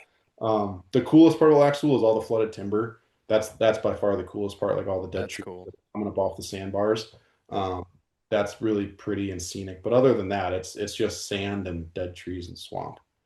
And That's hilarious. Thanks Yeah. for being real on that. Not that it's like taking us away. Like we keep talking about like, oh, where are we gonna go for our first Canadian trip? No, dude, it's absolutely gorgeous. It's cool, but it's not like compared to all the other lakes in northwestern Ontario. Don't get me wrong, I'll look at Lac Seul over Green Bay any day of the week. Any day. I don't have to. I'll sit on spot lock. I don't care, and just keep making the same cast. Don't get me Pow wrong. pow. But as far as like northwestern Ontario, Lac Seul is definitely, I don't want to call it ugly, but it's the least scenic out of all of them. But you got the best chance of seeing a moose, so that's cool. Oh, Yeah. It's more moose on Seul than anywhere else because you're further north. And you're like 100 miles from the tree line. You gotta oh remember, Jesus. yeah, Oh no shit. Where it just goes like Mars. yeah. Like Not my even buddy kidding. Kurt. So my buddy Kurt, who's Damn. now the The owner hell of lives up there? Yeah, it's crazy. So my buddy Kurt is who I fish it with a lot. He's been going there for over 20 years. He started there when he was 10 years old, or like maybe 13 years old. Kurt's 34. He's one of the two owners of Thorn Brothers. But he's literally seen snow in June, July, August, and September. Wow. Yeah, That's The insane. weather Good patterns on that. there The are insane. the days are a lot longer than Lake of the Woods, right? In the summer? Gain some more, yeah. I mean, I wouldn't say a Or lot, but you okay. gain some time. Hmm. Some time. I'm sure Kurt will be there for opener here this weekend. I would say you're gonna have like 10:30 would be still light up there on Lake of the Woods. So I bet Kurt gets 11:30. The thing is that Laxville is east of Lake of the Woods, so you lose that little bit of it, right? Oh. Yeah. Yeah, that makes sense. Makes sense. Are there lodges on Lac Seul? Is that kind of last point of civilization for like? Here's the funny part, and this is what makes it so cool. Is that there's only one resort in like the northeast corner of the lake, but then other than that, all the other resorts, it's a huge national park now, and they're not letting Oh, wow. anybody build, anybody do anything. There's no cabins. Just like down in town, there's a handful of resorts, but Mhm. you're within 10 minutes of town.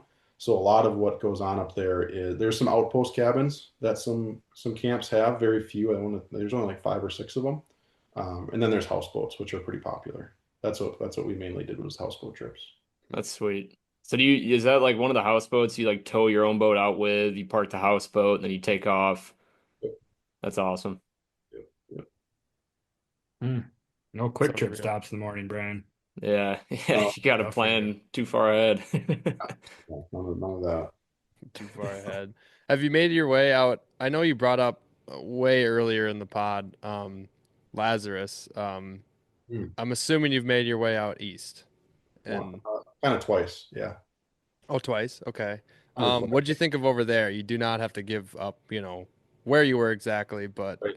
um, No, I fished 2 places out there. Um, I would much rather fish northwestern Ontario. Like I never understood how much I enjoyed the scary portion of a Lake of the Woods or an eagle or a pipestone. I never understood how much I enjoyed fishing around that. One of the places I went and fished was super beautiful and was gorgeous. The other one I fished was, you know, I mean, we had a great trip, big fish, and we had multiple fish over 50, but jet skis, pontoons, people. Sure. That's not what you think of when you think of Canada, right? Or out east Canadian fishing. You don't think of that. So I kind of showed up and I was just like kind of deflated, I would say. It felt a little bit more grindy. The one part that was tough on our trip, and I mean, this was totally foreign to me. Like I went out there with next to no information from anybody. And I knew there was a good night bite that went on, and that's and maybe if I would have been dialed in more, if I had more time up there, I could maybe dial in some more spots and get us on some better stuff. But all of our best fishing was from sunset to like 3 in the morning, and that just sucks. Like I like night fishing. I'll do it if I have to, but I don't enjoy it. So like that made it tough, and that was kind of grindy on us. But the out east things are cool. You go there for what's under the water. I'll say that. It's like Green Bay. You go there for what's under the water. Yeah, and that kind of went into a little bit on what I asked about Laxol, which maybe it's not, it doesn't have it up there, but the biggest muskies in the world, I'm assuming you might think are out east out there. And what I have to go off of that, and I've discussed with many people, is what do you think is the biggest muskie that's out there, and do you think it's catchable? Are there uncatchable muskies out there that exist? Well, Luke Rounstrand had one on Vermilion that he said was uncatchable. So if Luke Rounstrand can't catch one, I think I'm pickled. Luke got a fish on Vermilion that I think it might be. I think he thinks it's dead now. He hasn't seen it in a couple years, but there was one that he was after that was a really, really, really special one. But he couldn't catch that one. He'd had seen it multiple times, but he's like, it is not. He's like, you will not catch it. Like, as far as what I think, I mean, yeah, the longest fish are definitely from out east. The heaviest fish, you could argue, are either going to come from Mille Lacs or out east. Um, I don't know what the biggest one ever caught is. I mean, there's all the debates with the Ramsell thing. I think I like his thought on that Georgian Bay fish and gets a 60-pounder. I definitely feel like Georgian Bay has, and if you talk to the guys, I've got some friends that fish out there, and guys that fish, Georgian Bay and then St. Lawrence, and a lot of the other, Ottawa River, stuff like that, out there, and a lot of them say, the St. Lawrence fish are big, but they're long and soft, is what they say, and they say that the Georgian Bay fish are not quite as long, but they're just dense, right? They're just density is a thing when it comes to weight.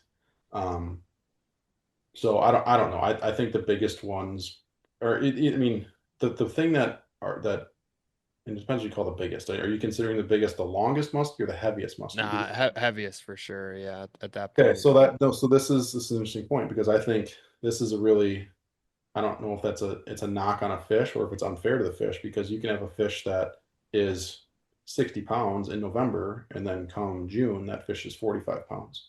So what's more impressive, catching a fish that could vary 15 pounds in weight, or a 59-incher or a 63-incher or a 64-incher, right? I mean, so are you taking away from the fish due to what time of year you catch it on, or when you catch it, or did it just eat a 2-pound Cisco, or did it just freaking cough up? I had a fish that last couple years it coughed up a 3-pound burbot when I caught it, right? So like there's different variables in that, and I'm definitely like I'm either way, and it doesn't matter to me.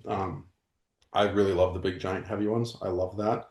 But to me, it's almost unfair to the fish to say, well, you caught a longer one. You can't change the length of a fish, right? That doesn't change the weight. But I don't know. I think either place between St. Lawrence and Georgian Bay, I think is where the biggest muskie swims. I think I think the St. Lawrence has definitely peaked. There's enough people fishing it now, and Mike was in on it early and caught some of the biggest fish out there. I mean, Cullen's fish a couple years ago was ridiculous, but it's going to come out of the Great Lakes, whether it's Lake Ontario or Georgian Bay or somewhere out of that Great Lakes system. I think is where the biggest one is going to come from, not only in length but also in weight. Yeah. Or Mille Lacs, right? If Mille Lacs had enough fish because you need a genetic freak is what you need, right? Like all these, the top end of your muskies, right? Depending on strain, right? You have top ends, right? So I would argue Green Bay, our top end is 56 to 56 and a half, right? There's been one or two genetic freaks caught out of Green Bay. Luke Ronstrand caught one. It's 58 and a quarter inches, right? But you need a genetic freak but you need the numbers of fish to have that fish that's just a genetic freak that just is going to get a couple inches bigger or a couple inches bigger around, right? So you Just need playing the odds game, you're saying? yeah, you need the population or Yeah. number of fish to do that. Yeah. So the Black is definitely in that conversation because it grows such heavy muskies, but there's so few of them that what are the odds that the fish with the right genetics is in there versus a place that's a natural fishery like a Georgian Bay where they can naturally reproduce. There's more numbers of fish, right? The density might be just as low or lower in Georgian Bay because of the massive amount of water and it being a Great Lake versus 100,000 acres. But either side of that factor, I think, are worth things looking into. That's really interesting. It's a good point. Highly interesting. Yeah, I just know that we've watched some of like the Kyle Garon, Slobline Flicks videos and things that he like subtly mentions is like, they lay it on a board and it's like, I don't know, just make up a number. It's like a 55, but you can't tell because the head's small. They like grow that big and that wide, but their heads are tiny. But then you look at a Green Bay fish of like a 54 and it looks like the head is the biggest portion of the whole body. Like it's peaked, like you're saying. Yep. Then it depends. It depends. I think too, still on the fish and the genetics of it, because like there was that walleye dude caught in Georgian Bay a couple years ago, like the sunset photo when he's pulling the thing out of the net. I think it was like a 57 incher. Like the head on the gill plate on that thing is absolutely ridiculous. Oh right? yeah, that one. It looks almost fake it's just how Right? ridiculous it looks. But then you go to that 58 incher that Ramsell caught with later with Lazarus a couple years ago, and just the fucking head was 14 inches long. Yeah. Right. So like there's that side of things. And I mean the most impressive, I got to fish with Kyle. One of my trips I went out east, I got to fish with Kyle. And That's awesome. The dude's a fucking beauty. Yeah. It's Canadian beauty. It definitely shows in his videos. They're hilarious. Cracking Heinekens and just talking for a half an hour before he just shows giants being caught. That's hilarious. He's one of a kind. But yeah, I got to fish with Kyle, and I'm really low on sleep. This is bad. I'm blanking on. Good God. Another guy you fished with out there? O'Brien, Matt O'Brien. Sorry, I'm so sorry, Matt O'Brien, if you listen to this. O'Brien is so I fished with Kyle and O'Brien. It was super fun, but O'Brien caught a 50 incher on that trip. That was the most ridiculous 50 incher I've ever seen, as far as like how it was built, the size of it, the shape of it, everything about that was the biggest 50 incher I've ever seen. It was absolutely ridiculous. All right, I got another one for you. Kind of a lame question, but since you fish in so many places, I'm curious. Is there a certain strain of muskie or a certain area of muskie that you've caught fish in that fight the hardest? Pipestone, hands down. Pipestone? Yeah, your last video, that long form of was ridiculous. The previous year is insane. Yeah, that fish was bananas. And it was oh my God, I couldn't get over that, like how hard that fought. And that was like it was like a 53, wasn't it? Ish. 3 1/4. Yeah. I got to do a follow-up video on that because there's something really cool about that. But yes, that is one of that place, not just that fish, but that place, they fight harder than anywhere else. People say the St. Lawrence fish fight hard, and they do, but a lot of that's current induced, I would say.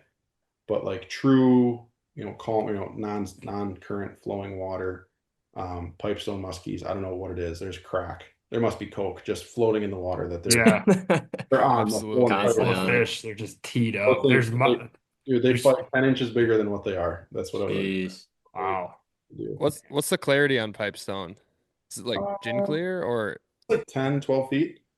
Oh, it's got a little bit of color to it. Yeah, it's got enough. It's not gin clear. It's not a crow where it's 20 feet of clarity or anything like that. That's perfect. It's a nice amount of it's clear enough where you're like, motherfucker, I don't think there's any muskies in this goddamn lake. Yeah. It also has enough color where like you can still catch them boat side, and it still has a little bit of tint to it, but there's lake trout in it, right? I don't like trout. That's what's pounding on the Lakers today. Sweet. Oh, Jesse. Yeah.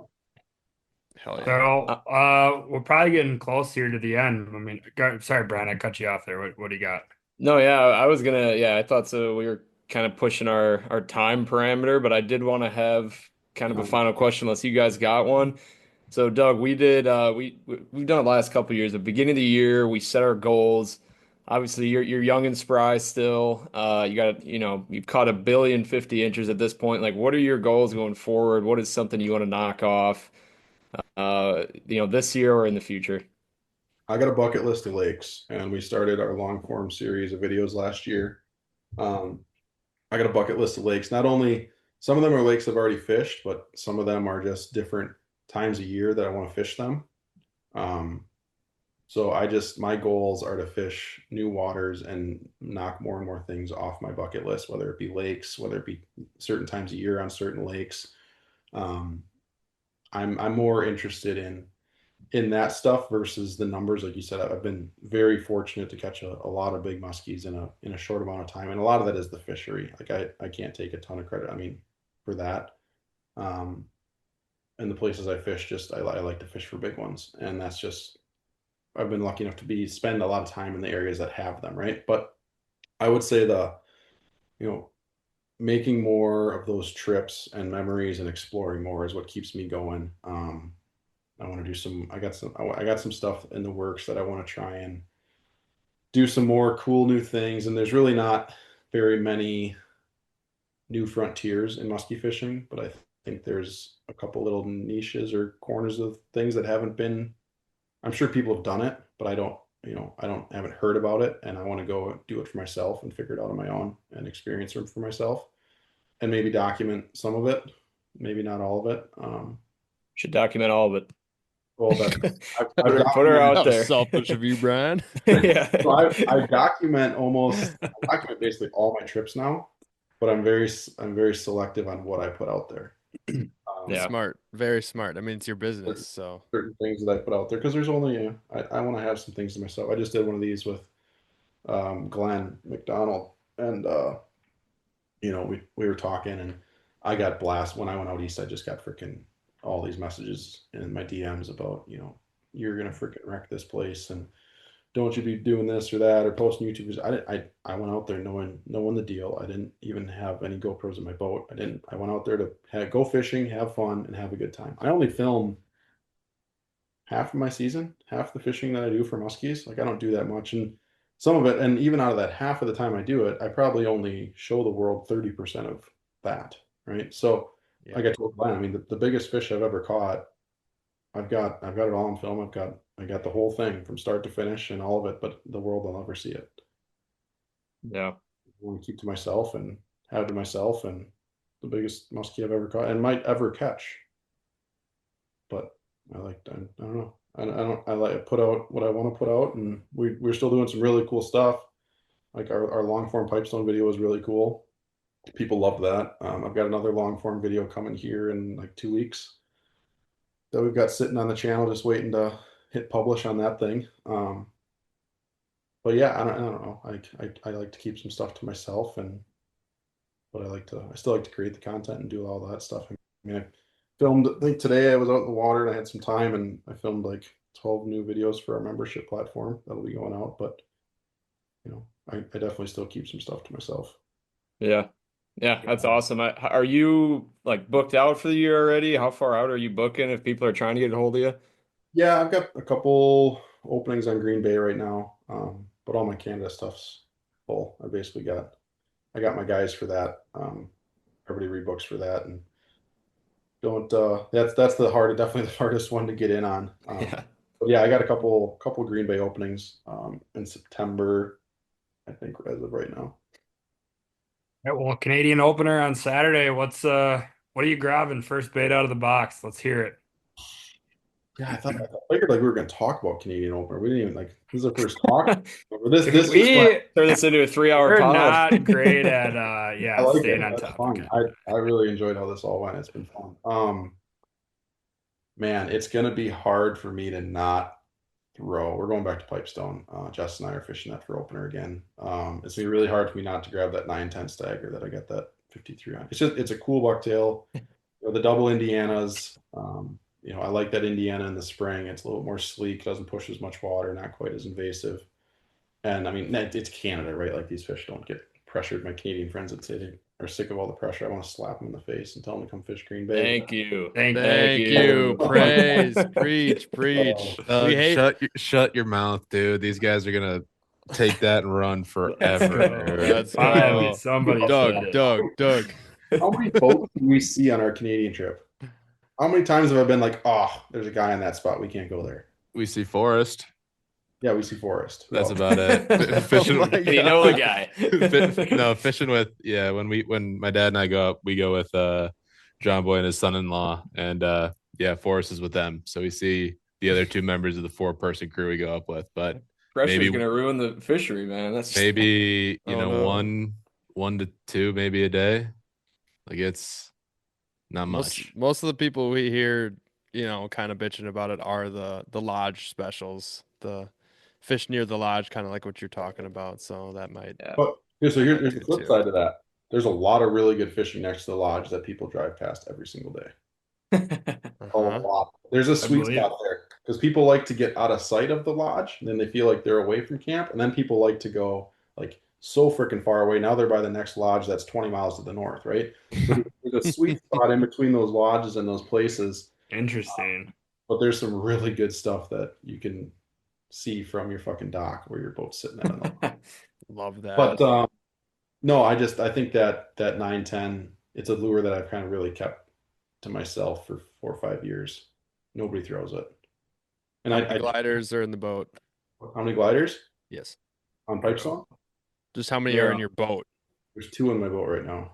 Oh, so you do. You lied to me. They haven't been wet. Brian, you got 2 in your box. Hey, they have not been wet in at least 4 years, but I always have them. Oh, there we go. Oh. They're the dumb 4-man gliders. They're squirrely hellhounds. Classic. When Brian asked you what your goals are for this year, we all did our goals back in like February, and one of Brian's was to catch over a 36-inch muskie on a glide bait this year. I heard that. I listened to the pod. Waste of time. Yep, I listened to that one. I listened to the Greg Thomas one. I only got like 3/4 of the way through Greg's, but I loved Greg's. Yeah. Oh my God. Yeah, he's a hoot, man. Excited to see him next week. Yeah. This week. What's that? You're seeing him? He's coming for the PMTT in Eagle River. Oh, that's this weekend. Yeah. Oh shoot, he's not going to be on Woods for Canadian opener. No, he'll be right. Yeah, that kind of goes weird then. That sucks. Yeah.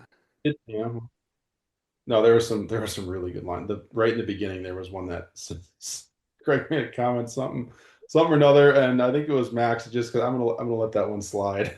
Like there was a 3-2 fastball down the pipe, and he'll just put him on tees for you at times. You're just like, oh yeah, there was a really good one in the beginning. I love Greg. I love Greg to death. He's one of my favorite people. Oh yeah, there was a really good one in the beginning, and someone else was talking in the background, or like they were having the main conversation. I think Max was in the back, like I'm just gonna let that one slide.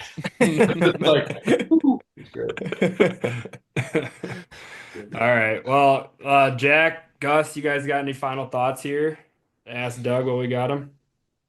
I don't think I have a final closing question other than we really appreciate your time coming on here, and I'm happy we got the courage of getting you on the pod finally. It just took us, a couple, 2, 3, 10 months to get you on, but we're stoked and had a great chat, and we got to get you back on at some point too. I feel like we left a lot on the table. Yeah, there's a lot left to talk about. No, thanks for having me. I know again, Gus did me a solid of it. Gus just shot me his second report for Northern Wisconsin for our membership page. So let's go. Gus is crushing giants, freaking 51.5, and the Northwoods is ridiculous. So yeah, we got some cool stuff. Membership's been banging. We got a really cool report this week from Danny Herbeck. We got one coming from Matt Cornell. We got one from Ryan McMahon, and we got one from Gus. Huge. Nice. That's a good lineup. Thanks for just sliding the schmuck in there, Yeah. Well, I mean, somebody's got. I don't know. Hey, hell yeah. You and Rob have been my two Northwoods guys that I've leaned on. Sorry, wait, who was the other? I didn't hear it. Rob Manthai. Oh, nice. Rob filmed one for me, I think, the week. Maybe the same time you did. I think it was that same week. I had Michael film one for me, but he never sent it over to me. So dang it, Michael. He's freaking crushing him. He's a good stick. Yeah, he's an absolute great stick. I'm gonna try and fish with him again this year. I had a blast with him last year, so Nice. You got to fish them up there? Go over by him, or did he come by you? I went over by him, and we sucked. We went 0 for 3. We all lost. We both lost fish, but had a great day. That's musky fishing. That's musky fishing.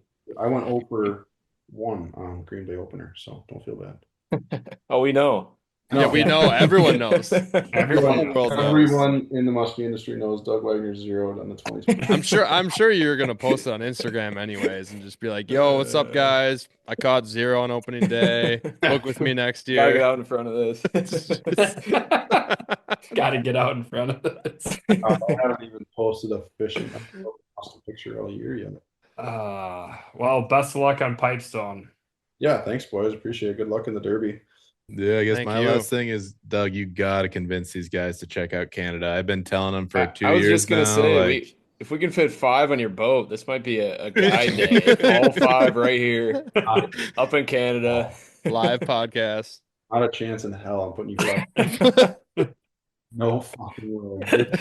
A helmet thick enough. Smart decision. I'm going to get gliders bounced off my head from Brian. Oh, yeah. Apparently, Brian likes to have like 63 baits on the deck at once, so that's not going to fly. Correct. Yep. Well, we can compromise. You could do like 10 up there for me. Jack knows I roll. What do I roll, Jack? There's maybe no more than a dozen baits out at a time. Yeah, in Canada. Yeah, that'd be good for me. That's what I need. Green Bay's a mess. We keep it pretty clean. I mean, yeah. Well, we find what works almost instantly when I'm on the boat, so we don't really have to change past that. Yeah. I love the wheeze. Yeah, Jack, we run a tight ship. Jack's a real innovator. He introduced the rainbow trout to Lake of the Woods last year. The fish went up for it. You know, they crushed. I remember that. Was that a Mag Dog color? Yeah, I got it. Yeah, I mean, this isn't gonna be good for the pod. I got it behind me though. Here, yeah, let me see the trout dog, baby. I'm just geeking at Jack saying we like. It's like a guy who like watches his team win the Super Bowl. Is like, yeah, we just put out a good effort that day, you know. Max, when I'm out there, I gotta hold Doug's hand through everything. He sees me casting rubber. He's like, you know, hey, can you teach me? I got to stand behind him, you know, put my arms around him from behind, be like, all right, just like this, sweep it in. Slow sweep. Teach him how to putt. I'm just crying laughing. Yeah, we keep a tight ship there. We're on a clean boat. Meanwhile, Jack is the one who makes the biggest mess because he brings like 3 planos and he has all these baits all over my freaking dash and is rings. I'm just checking stuff out. You get to see what I brought. Between you and your dad, there's like 16 dry bags in the boat, a giant like bag of food and snacks, and yeah, it's just their part of the boat is a fucking disaster. I mean, I can just Scott, here's an 8-9 stagger, go to work, and the dude's up there just sweating, right? Yeah. And Jack's got every bait under the sun. It's hard to fish behind Jack though. He's a freaking hammer. Yeah. I'll find them. I'll seduce them out in the cast. I'll set hard, like they'll be in the bag. But no. Sometimes we do some good work. I absolutely love having Jack in the boat. He's a hell of a fisherman. He's one of my better rubber fishermen, to be honest. Jack, not the best. Who's the best? No, I'm not gonna let you're not the best. That's insane. All right, guys, I gotta go. Gus, thanks for having me. This has been fun up until now. Hey man, no problem. Oh shit. That's good stuff. Oh, he did actually leave. No, he didn't. Yeah, I think won't. Yeah, we did forget something on purpose. I'm pretty sure, but whatever. What did we forget? We're already over the time. What the hell's in our 5 minutes? Did we forget one of them double dogs with the arms? Oh, did we not throw that on opener? Dude, it was just sitting in my garage. You would have caught like 5. You probably would have. You definitely would not have blanked if you had that. I'm blaming that on the guide. There's just no way. That what like opener was just so tough. Like I'd be in the front of the boat. I'd be in the middle. As soon as I sit down, Max is on with the swimming dog that I've been casting for 7 hours up to that point. Yeah, he's just sniping your tactics. Yeah, he just watches me the whole time. He's like, wait, let me see if I can do it. And then all of a sudden the window opens. That's crazy. Yeah. That's crazy. I won't Well, stand for that. I'm glad we could get Doug and Jack on together, get the inside scoop, both sides of the story. That was my request. Ship. I said I'm only coming on if Jack comes on. Yeah. And then he That's just sits true. here and shits on you. Isn't that You crazy? know what? Maybe I had a little regret on that. You know? Yeah. Looking back, we keep a tight ship. That is so funny. We were on. Doug, I'll see you in a few weeks or a couple months, whatever it is. Yeah, I don't know when you're coming fishing. I don't know. I don't know what my dad has and what you have, but we got to figure something out I right got here. some But stuff with your dad, and you just need to come. There's a couple. You need to come. Like, I'm not letting you. I will fight your wife. If Jack can't go, I'll show up with my best Jack disguise on. You won't even know he's gone. I feel like Jack's about 1.5 feet taller than you. I've never met you before, but just taking a shot in the dark. Yeah, I got a couple. I need that Former guy. And I former need D1 tight end. Yeah, we gotta figure something out, or obviously we'll get it all set. I'll be there. I'm looking forward to it. We can again teach you how. So So make sure you're just sharp. just like hold on to the bag the whole time. Like What Jack doesn't mention is that he doesn't say a word for the first 3 hours of the day because so it's such a tired boy. Yeah. He is a tired boy. Getting him out of bed for opener was a crazy duck. This is what we had a hard time getting these guys out of bed before 6:30 a.m. Northern Wisconsin opener. Dude, I said I'd show up for the mid-afternoon major. Like I'll be there ready to go, but like what was so pressing all week that you weren't rested up and excited to go on opening day? honestly, I think I got sleep problems. Like I fall asleep and I'm just out. Mm-hmm. Like and then you wake up. It feels like hibernation, waking up from hibernation. And then you also sleepwalk and end up laying next to me in my bed. Yeah. Oh, really? I tell more. This is that was insane. There's been a couple. Yeah, I mean, I sleepwalk in that one. It was the ice fishing weekend that we were doing up there.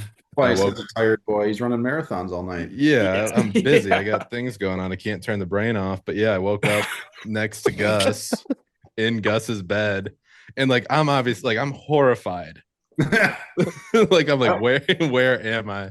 And I'm also just half out of it. Like, who the hell is in my bed with me? All right, let's turn back the clock for a second. So that night, I'm laying in bed and I'm in and out of sleep, and all of a sudden I wake up to this fucking giant human just slowly getting up next to me and then walking into Gus's room, and I was so out cold. I'm like, is there a serial killer in our cabin that's about to murder us all or whatever? And I just passed back out and woke up the next morning, and all of a sudden Gus and Jack are just geeking.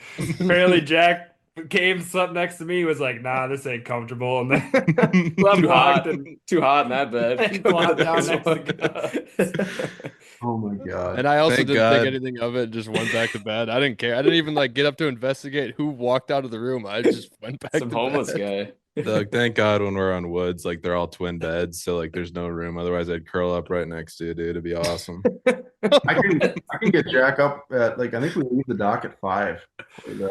Yeah. Well, I mean, my dad just pops up, just so I mean, I don't know how he does it, just. Oh, he rips that CPAP machine off and he's fucking. It's insane. I don't know how he does it, and he's throwing shit at me. I wake up pissed off. That I feel like that's why I'm quiet. Oh yeah, Jack is not happy in the morning.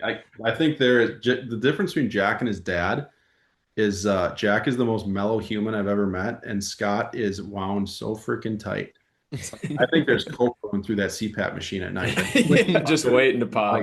Wired. I mean, wired. I don't know. Boy Bucktail, and he goes to work. He's in a lather up there. He looks like he's on the Kentucky Derby. Oh my god!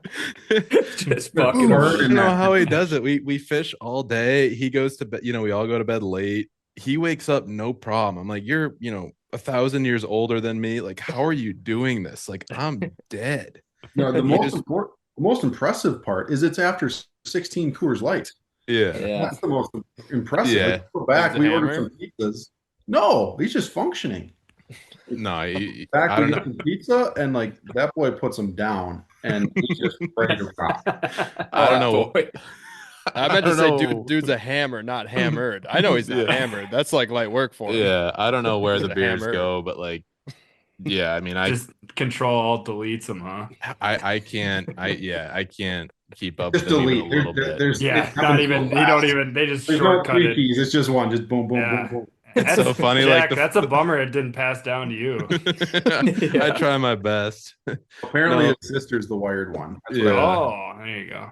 Yeah. Anna's always pissed off, but yeah, I don't know.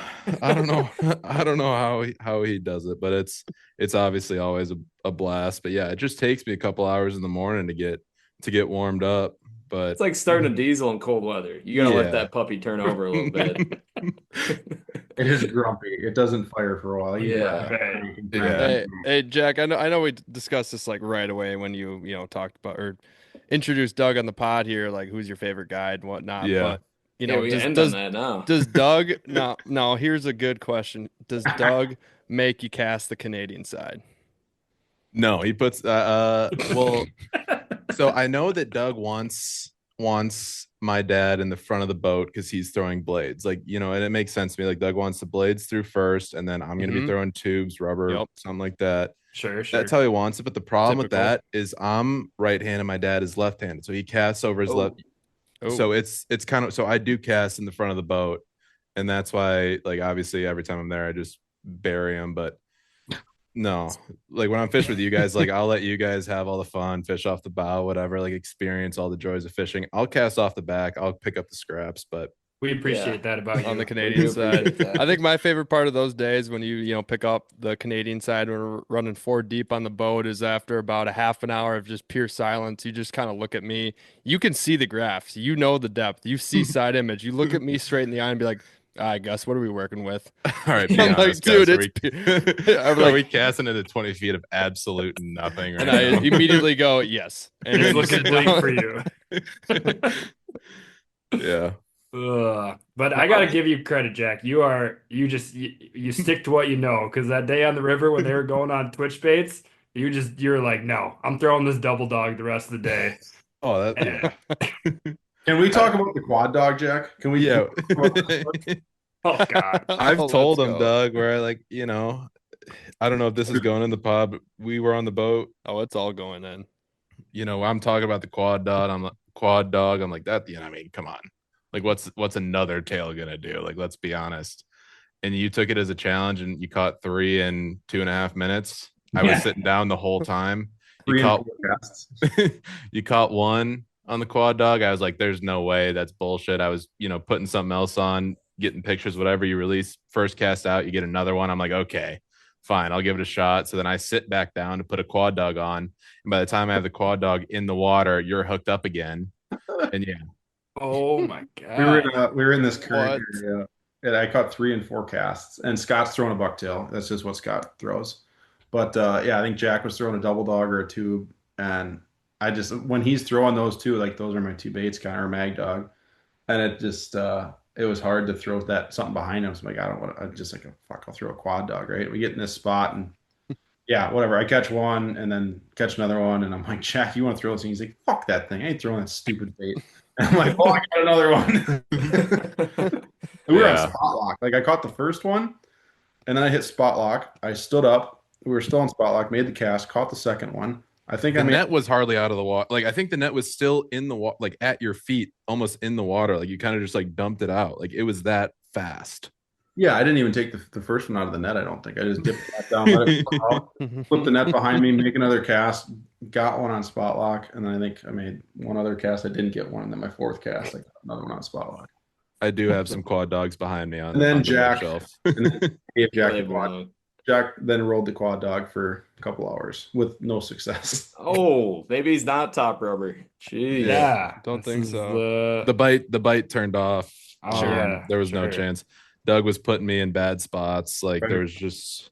Were you not snappy enough, or what was going on there? A little too pulley or what? I got no idea what it was. The fish should have liked it, but they didn't. It was just, I don't know. They just shut off. What's your beef with the quad dog, Jack? Well, I don't really have any beef with the quad dog. I was just finding something to complain about, to be honest with you.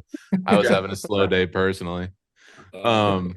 We Was were that just the talking- trip? That was the trip with the trout dog, wasn't it? It was last Yes, it was. So I was throwing the trout dog the whole dog. time, and you were catching Trout dog. you were catching all the fish on quad dogs behind me, and like I'm getting angry. Like I'm happy for you, obviously. Like it's great to see you catch fish, but Yeah, That right. sounded so genuine. There was the only 3 fish I caught on the quad dog that week. Literally.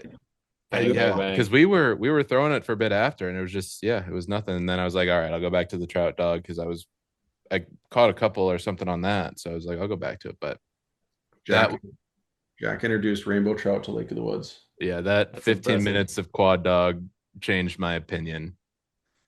Wow. You got to get some new fish in there next year, Jack.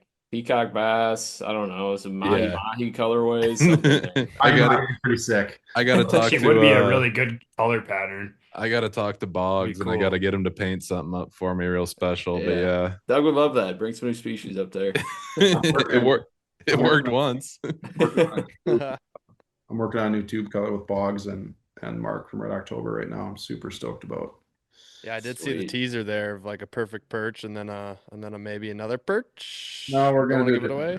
We're gonna do a different color, but yeah, the perfect perch was a hit. That thing fucking Yeah, crushes. we got that one in the box too. Or Max, Yeah, you now- have it? Oh, that one's great. Yeah. That one's up north. I should bring that back down. It to is up north Minnesota. here. I don't have know it why right I now. don't. I don't know why I don't have that in my Minnesota box. Yeah, you can have it. That's dumb. I need to Need get it for that back. soda. We got a Yeah, new well, you can't One steal the for- mahi mahi idea, Doug. That I won't. is. I won't. That'll be next year's. I'm trying to do one a year with Mark, but this one is gonna be fucking badass. I'm super stoked about it. With this one coming out? I don't know. They're shooting the blanks for it this week, it sounds like, and then I got to get it down to Jeff and get it painted the right way. I We're- would guess, We're I big. guess it's going to be a month, and then whatever's left over will go to Thorn Brothers. Sweet.